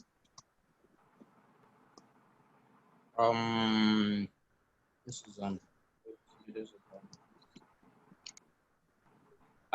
me looking at the question, the revenue for 2015 was higher than the one of 2016. As a result, it can affect it. So what may have caused that revenue to drop? Sales. Of course, the sales dropped. If you look at the question, they said that there are harsh economic conditions. That let me just read through that part. Let me present that part. So it said the board of directors were worried over the dwindling financial performance and precarious financial position of the company. The products are aging. The economic depression is biting as a result of the worsening exchange rate of $1 to 400 naira. The company imports 60% of the goods sold in Garden City. The worsening exchange rate had affected the company's importation. Consequently, the revenue of the company dropped. So these are things already indicating, pointing you to the fact that, hey, this is why profit has dropped. There is a harsh economic climate out there, just like we have now as the pandemic is ongoing. Aside that, the exchange rate is worsening. That means even if they buy goods, import goods, they may even pay more for those goods if care is not taken. So because of things like this, the profit of the company has dropped. Even the revenue itself has dropped. So it's not far-fetched why this is happening. It is possible that if you look outside of the company, maybe similar companies, you will find out that everybody is struggling. But still, when there is a difference between prior and current year, we still have to find a way of pinpointing it to a cause or a reason. For the return on capital employed, we have seen the major reason why the return on capital employed has dropped so much because of the economic depression and the worsening of the exchange rates, especially due to the fact that the company imports 60% of the goods it sells. So we can just type that down as reasons.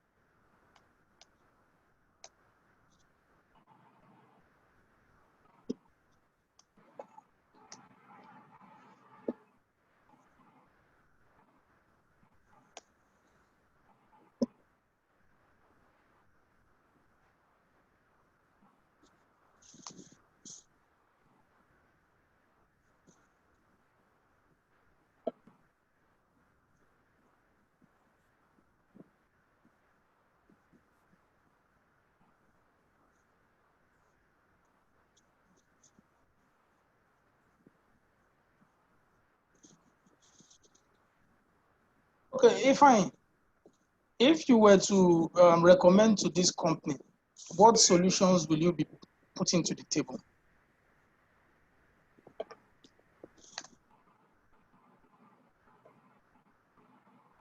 Solutions to improve their ratios, you mean? Yes, solutions to The improve ROCE. to respond to what is happening with these harsh economic conditions.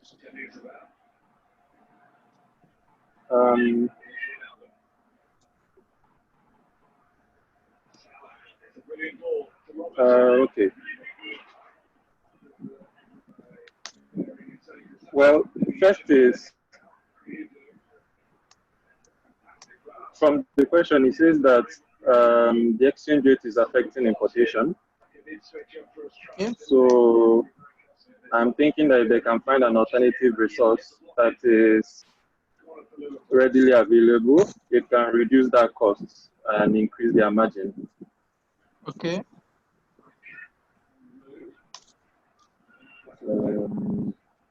Mr. Aziz, how can you help us in addition to what Ifeanyi has said? Just feel since 50% of the goods of the company is being imported, if the company can actually look for another source of importation or of getting their goods, maybe probably locally or something. that should also boost their revenue and reduce their cost. Okay. So maybe they should source for the goods locally. Yeah, if possible. So that should just bring down the cost of importation and the What cost if of there exchange. what if there is no local vendor? And they can actually source for their exchange, like the foreign exchange, if there's another source or an alternative. I believe that should help. Okay. What of Mr. Israel? What of Yes. exploring new products? Because this one is already aging. So even if you are looking for alternative resources, the upside for this product might not be very high. Okay. Okay. Madam Agada, Sir. what will you recommend to this company?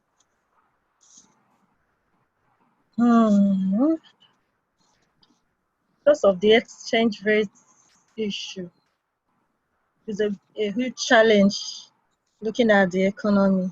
I don't know whether it's the best time for looking at other alternative business, diversification. Sure. And also looking into using locally made, doing their stuff locally, sourcing for local or producing locally, instead of going for the foreign or international one that is causing them excess expenses through the exchange rates. Okay, so I'm just putting down your recommendations. That the company should look into sourcing its raw materials and goods from the local market. Yeah. The company may also initiate measures to bring in more products on board. That is, sell more varieties of products. Very easy to say in theory.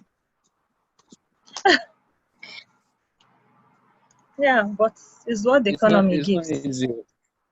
It's a recommendation, so it's up to them.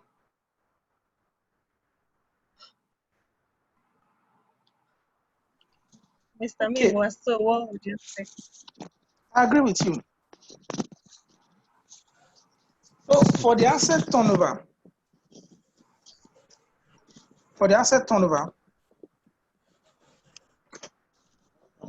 someone help me. They brought smoothie for me. Thank you. All right, thank you. So for the asset turnover, sales over total assets, again, asset turnover has dropped. They have been less efficient in using their assets as expected because sales itself dropped. In a period where asset dropped, the drop in asset might be due to maybe depreciation, normal accounting depreciation. But if it was such that the sales trend continued, total asset turnover would have actually been higher. Imagine, what if they made a profit of 160? Let's just assume, let me tweak it, 160,000. If they repeated 160,000, look at what their asset turnover would have been. So that means if the economic climate of the prior period still record in current period, their asset turnover would have looked more appealing. So again, blame it on the economic depression. That's what is happening here. Their assets are less utilized compared to prior year because the sales is dropping as a result of an economic depression. The sales again is the issue. Remember, what does asset turnover means? Total asset turnover means the ability for the company to use its total assets to generate sales. It's more of an efficiency ratio, how efficient the company has been in using its total assets. So I will just put down that the drop The drop in total asset turnover is as a result of the decline in sales, 47%.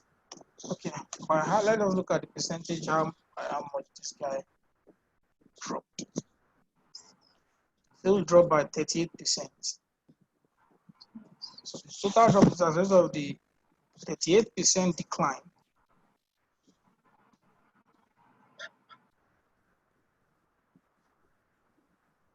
in sales.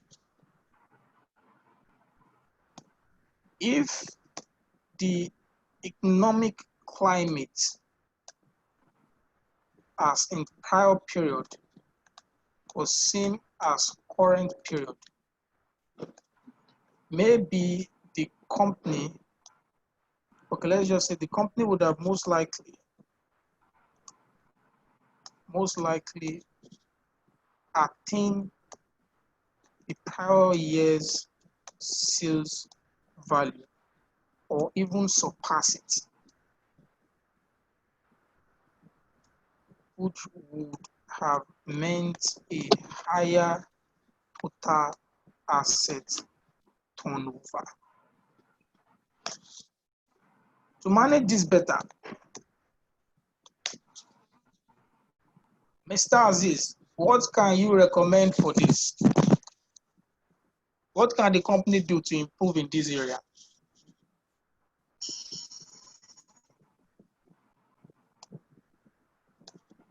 Mr. Aziz, I've stopped typing. What can the company do to improve in this area? Oh my goodness.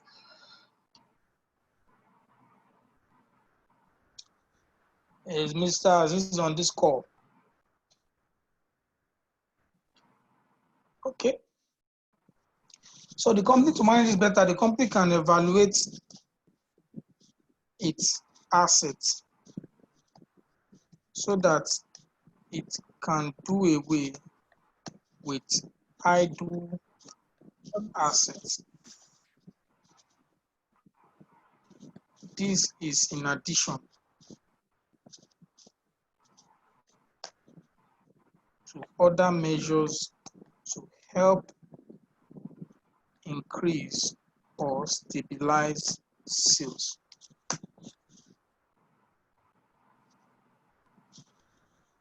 So my people, that is it for performance. We're almost there.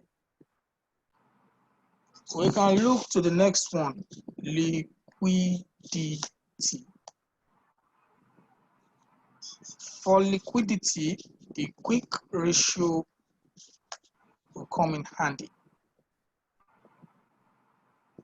Recall, quick ratio measures or helps you evaluate how the quick assets can be used to settle the current liabilities as at when due.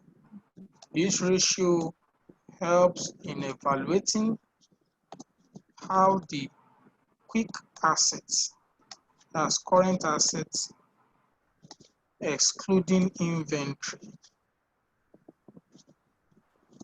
can be used to settle current liabilities as when due. We go back to our appendix. What has happened to quick ratios? Quick ratios during the year has dropped. Now recall what I said earlier, that at this point, when you are evaluating quick ratio, you have to be very careful. Too high may be bad, too low may be bad. There should always be a balance, and your analysis should state that, make reference to that. It's true, it has dropped. What does it mean? It means that the company does not have as much assets as it should have to settle its current liabilities. It may also mean that since the company is holding less quick assets, it may also mean that the company does not have capital tied down in those assets as it used to in prior periods. So in all, for the quick ratio, the company is expected to balance it. The company is expected to balance too high and too low, like we have stated earlier. So what has caused the change in this ratio? Mr. Matthew, please help us. What do you think has caused the change in this ratio, in this quick ratio? Why has the quick ratio dropped? What may be the reason?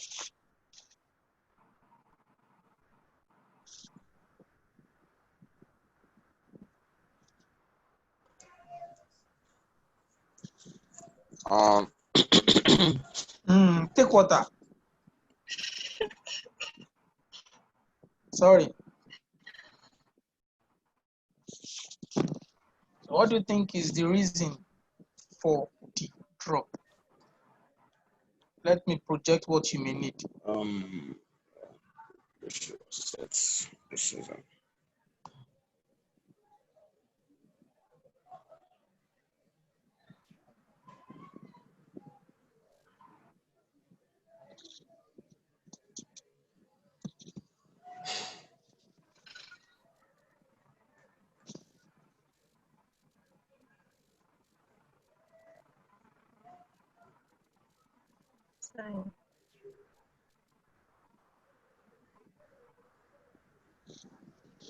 Okay, one suspect is the fact that the company's bank balance has dropped significantly. In prior year, the company had 37,500, but this year, the company's balance is now 4,000. We can convert that to percentages.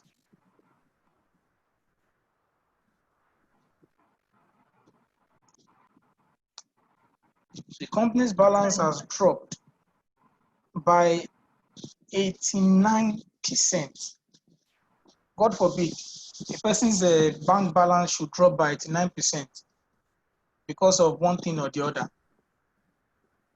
Compared to last year, they had 37,500, but this year they are now they now have a lower bank balance. Although the bank overdraft also dropped. So could it be that the company ensured that they settled some of their overdraft, or what is exactly happening? Bank balance drop. Let's look at what happened with bank overdraft. Bank overdraft also dropped by 63%. That means it can still be traceable to the fact that the company's bank balance dropped, because the reduction in the bank balance far outweighs the reduction in the bank overdraft. Of course, trade receivables increased, but trade receivables also increased by 300% during the year. So the drop in the company's bank balance, an increase in some of its liabilities led to worsening of the company's quick ratio. And liquidity, problem with liquidity is also something that's not far-fetched during economic depression. We can as well put that down as part of the causes.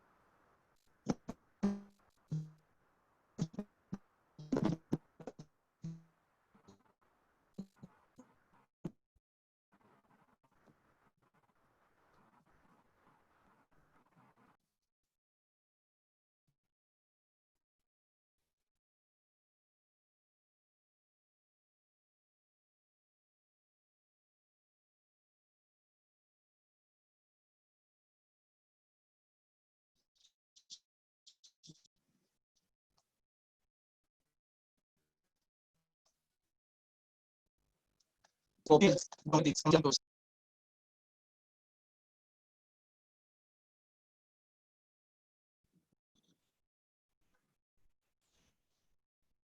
they find it difficult to obtain credits from their vendors.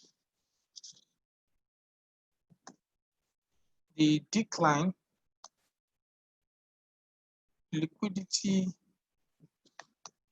issues are a regular aspect of an economic depression.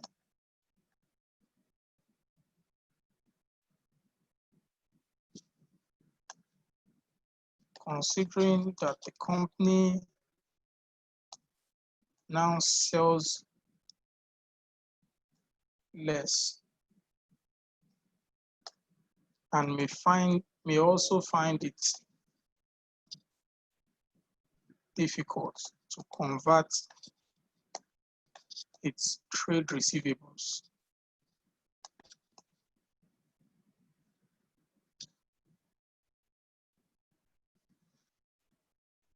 So liquidity issues are a regular aspect of economic depression.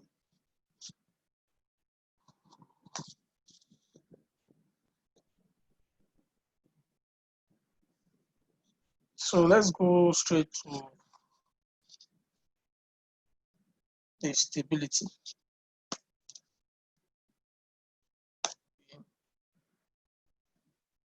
Fixed interest cover.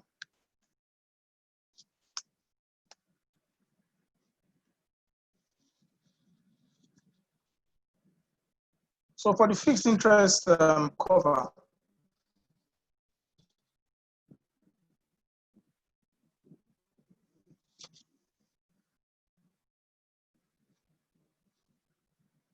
Mr. Matthew, please help us.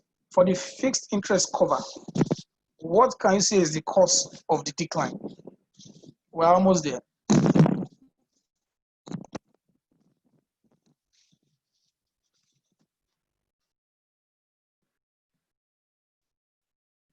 Is Mr. Matthew with us?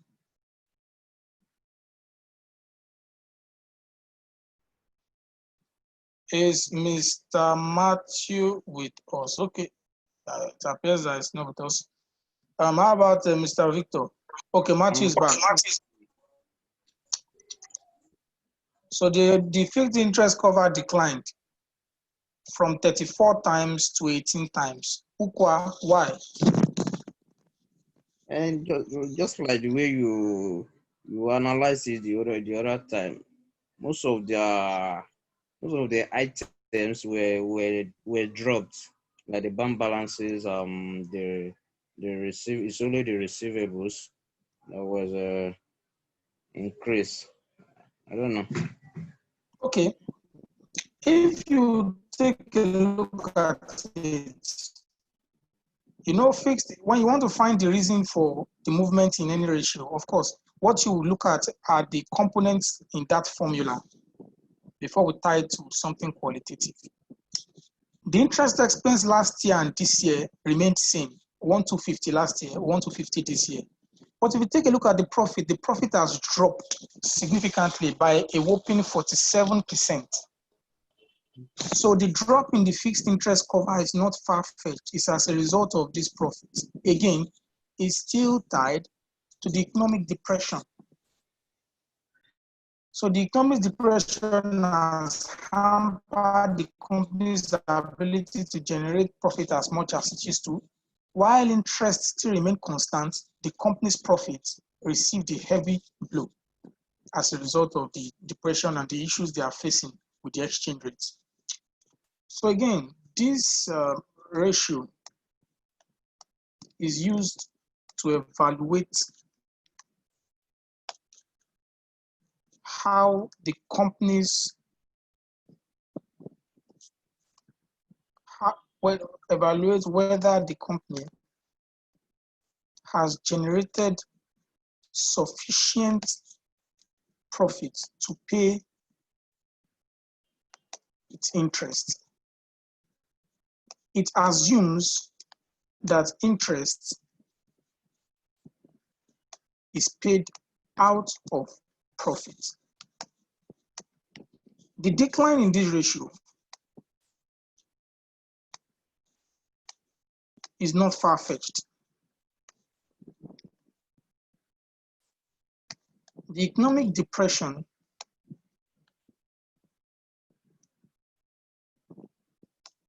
has caused a 47% decline in the profit before interest and tax.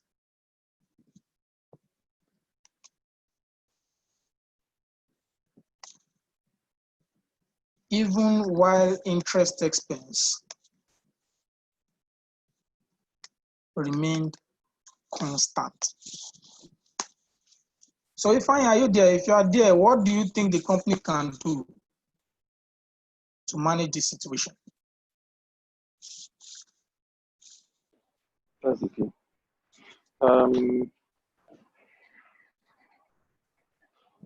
Improve profitability. You said? Basically, it's to improve profitability. That seems to be the, because interest cost is not rising, and it doesn't look like the gearing is that bad. But the only thing I can think of is increasing the revenue.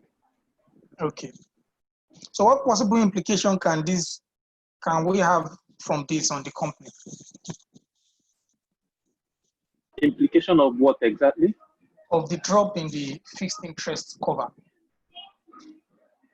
It makes the company more risky to take over by debt holders. Sure. Makes sense. Yeah. It appears more risky.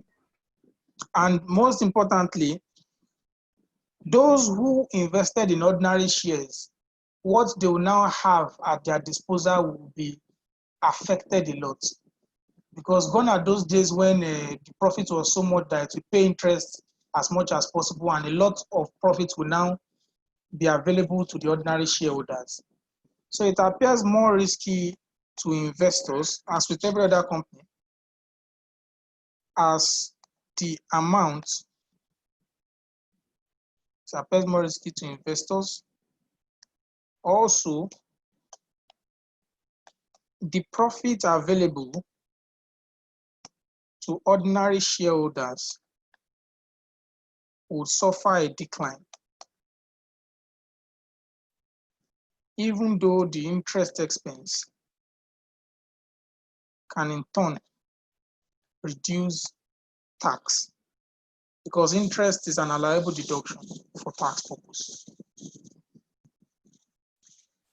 So what the company can do is to focus on improving its profits. It's simple to say, or in practice, these things may not be as easy. So debt to equity.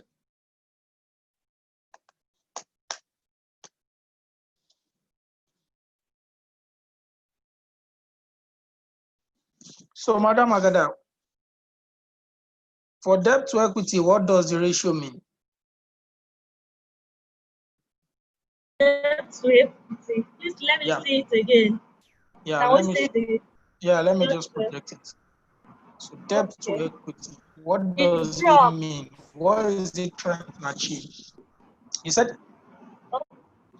I'm with you. It means that the debt that the entity is choosing is less, as in they employed more of their capital than borrowing.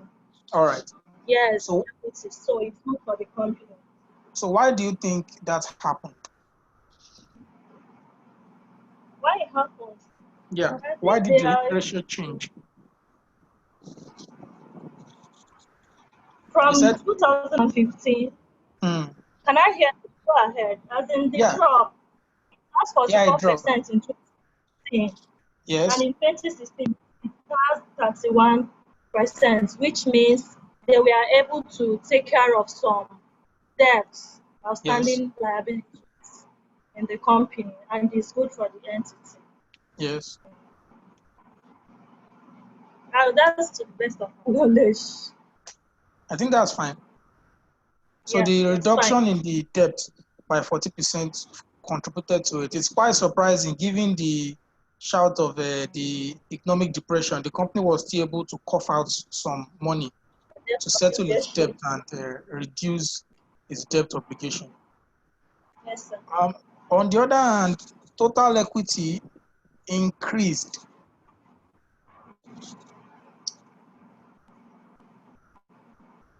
And the increase in total equity is as a result of profit. Of course, they made more profit during the year. So expectedly, it increased.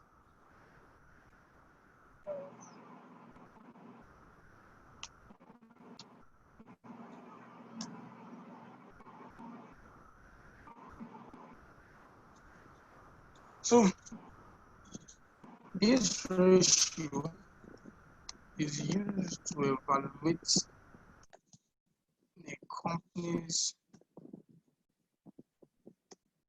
financial stability.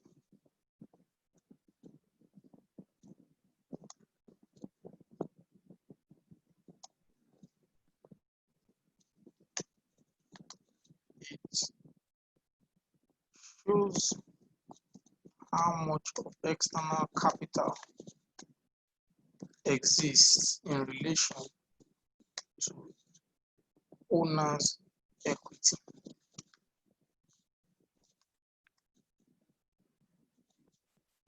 If higher than 50% means the company is geared and more exposed to financial risks. So for our company, Magifera has low gearing.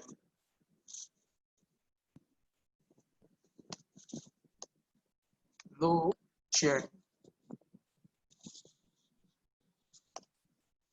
This means that a company is faced with less financial risk and may accommodate more borrowings carefully, which can help it expand and increase sales.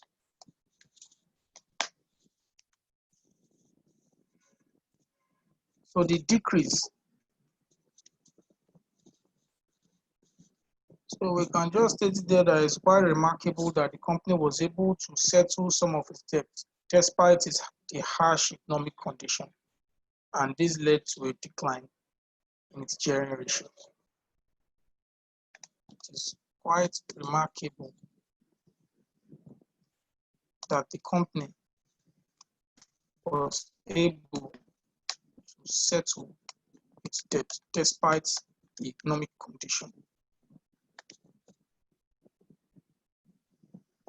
which may have been a contributory factor to the drop in the bank balance.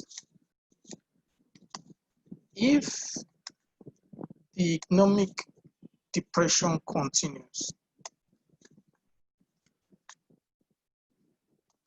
next year, the company may struggle with settling its debt, which may expose it to going concern issues.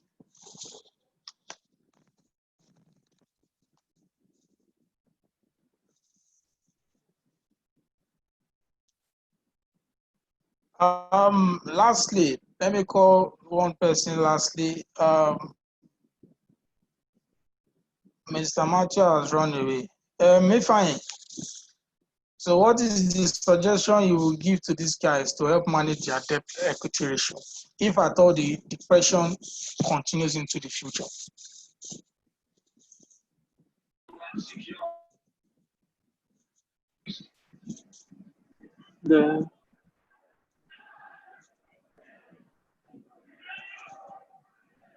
Nothing. I think just make more profit.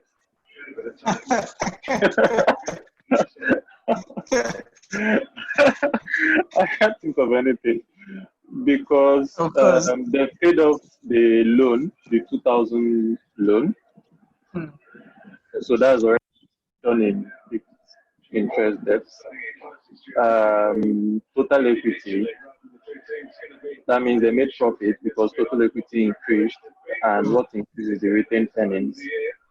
And that was also reducing um, their percentage. However, if they now want, unless they are thinking of diversifying or increasing or then going into a new business line that will require inflow of more capital, then maybe they will think about getting more debts, to finance operations. Maybe, I mean, since the allowable standard is 50%, right? I shouldn't be up to or greater than or equal There's to no 50%, allowable right? standard. There's no allowable standard. It's depending on the company's financial strategy. So, We are I just see. saying higher than 50% is highly geared, and lower than 50% is low gearing. But there is no standard per se. A company can be above 50% and still be a healthy company. It doesn't mean, it's just that financial risk is high. If anything happens, the debtors can just move it, depending on how they manage the situation. Okay. So if for me, I would say maybe if they need extra funds to, grow the revenue, to grow the business, maybe to expand or enter a new line of business, maybe they can think about issuing borrowing more funds. And then, I mean, it won't hurt them that much because their percentages are pretty favorable on the average end. Thank you. So I'll just include a conclusion that summarizes everything we have said. And the conclusion is not far-fetched. The financial performance and the liquidity have heavily suffered as a result of the company's economic depression. And the debt to equity reduced as the company settled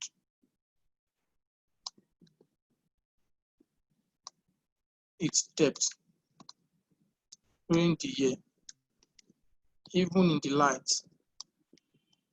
of the current economic depression.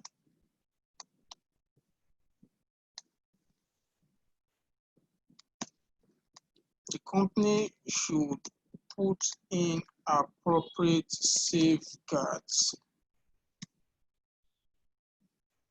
to ensure it meets its debt obligation in the coming year if the economic depression continues.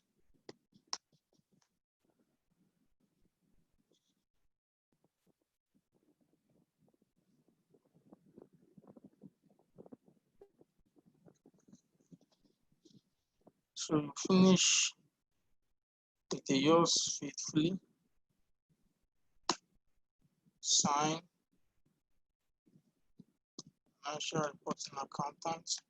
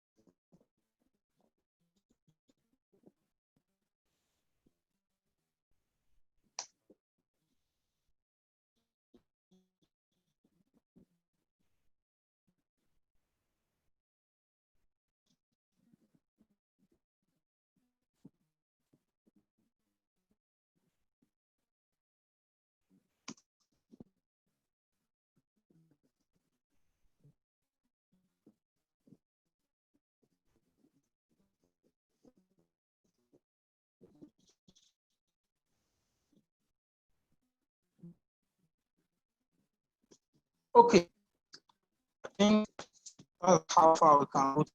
Verifying Victor, Matthew, thank you very much for explaining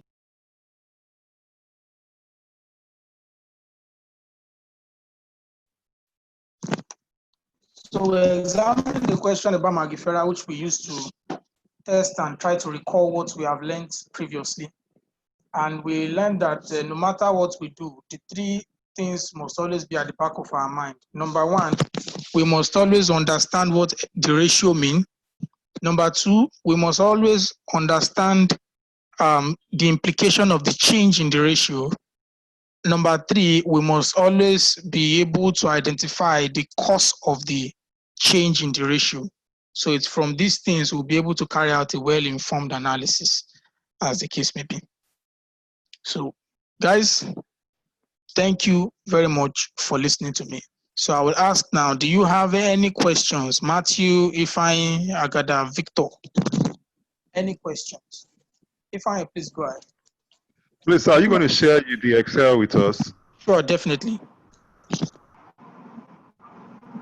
Sure, it will be shared with you. Okay, thank you. Yep. Okay. Can I ask a question, sir? Please, go ahead. Hello? Okay.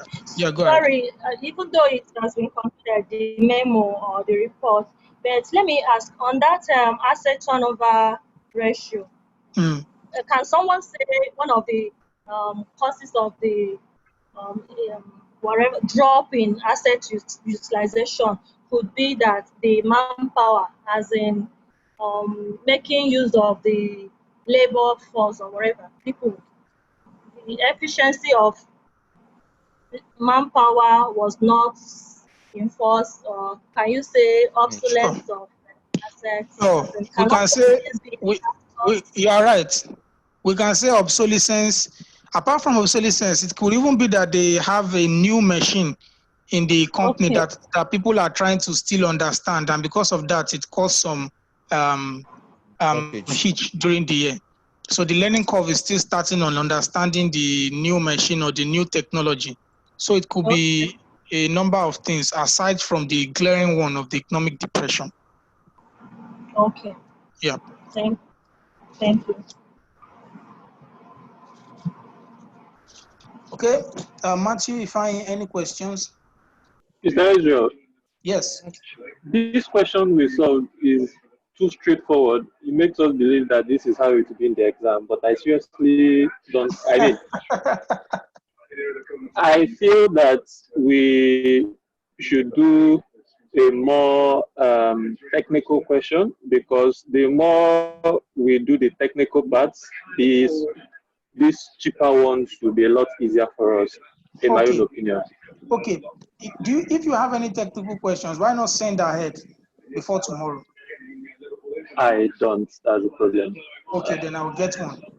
Okay, thank you. If anyone has any question, just send ahead before the class tomorrow. Okay, sir. What time is the class tomorrow, please? Same, 3 p.m. Okay. Yeah. So if you have any question, please send well ahead. Feel free. All right.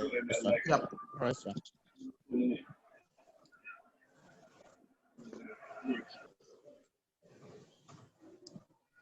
All right. Enjoy your evening. Thank you very much, sir. Yes. Thank you very much. Have a good evening. Thank you, sir. Thank you. Thank you.